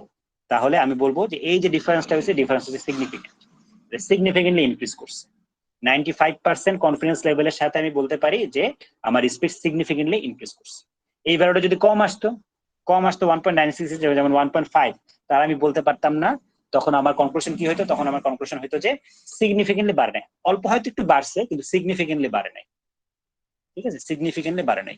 তো এই জিনিসটা কি বোঝা যাচ্ছে জেড টেস্টের এসেন্সটা কি? জি স্যার, বুঝতে পারছি। ঠিক আছে, অল্প পরিমাণ বাড়লেই কিন্তু সেটাকে আমি বলতে পারবো না যে আমার ইমপ্রুভমেন্ট হয়েছে। কারণ কি আমার যেই এটার নাম কি কাউন্টার মেজার গুলো দিচ্ছি, কাউন্টার মেজার গুলো সেট করতে এই ক্ষেত্রে এই অঙ্কে তো অবশ্য কাউন্টার মেজার দেওয়া লাগে না, কিন্তু আমি যে উদাহরণটা দিয়েছি স্পিড ব্রেকার দিচ্ছি, তো এগুলো সেট করতে টাকার ব্যাপার আছে, এগুলো মেবি রান করতে টাকার ব্যাপার আছে। তো ওই জিনিসটা আমাকে ডিজায়ার্ড রেজাল্ট দিচ্ছে নাকি সেটাকে আমাকে বুঝতে হবে। আমি এই রাস্তায় স্পিড কমাইতে যাচ্ছি, মেবি 5 মাইল পার আওয়ার কমাইতে যাচ্ছি, তো 5 মাইল পার আওয়ারের মতো কমতেছে নাকি, সিগনিফিকেন্ট লেভেলে কমতেছে নাকি, সেটা আমি বুঝতে পারতে হবে। এই জন্য হচ্ছে এই আপনার জেড টেস্ট গুলো করা দরকার পড়ে, ঠিক আছে। তো আজকে তো আর সময় নাই, এর পরের দিন আবার পড়বো, পরের দিন শেষ করা মনে হয় ডিফিকাল্ট হইতে পারে, ঠিক আছে। তো তখন যদি শেষ করতে না পারি তখন আমি দেখবো যে আসলে কি করা যায়। হ্যাঁ, আপনাদের আমি অ্যাটেন্ডেন্সটা নেই, যাদের অ্যাটেন্ডেন্স নেবো তারা চলে যেতে পারেন, আপনাদের পরে যেহেতু ক্লাস আছে। আজকে হচ্ছে কত তারিখ? 6 তারিখ। তো তানজিনা, ফাহিম, ফাহিম আছে? Momin? Present sir.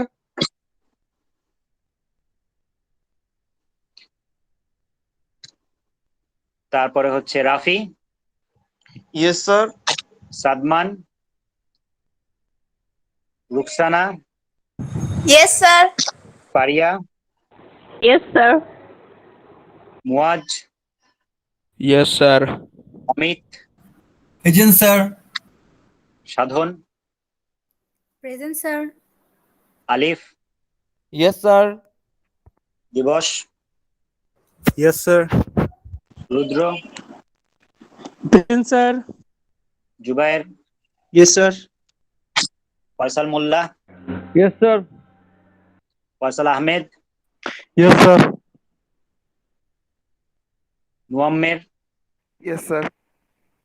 Fardin? Yes sir. Jony? Yes sir. Ashfaq? Yes sir.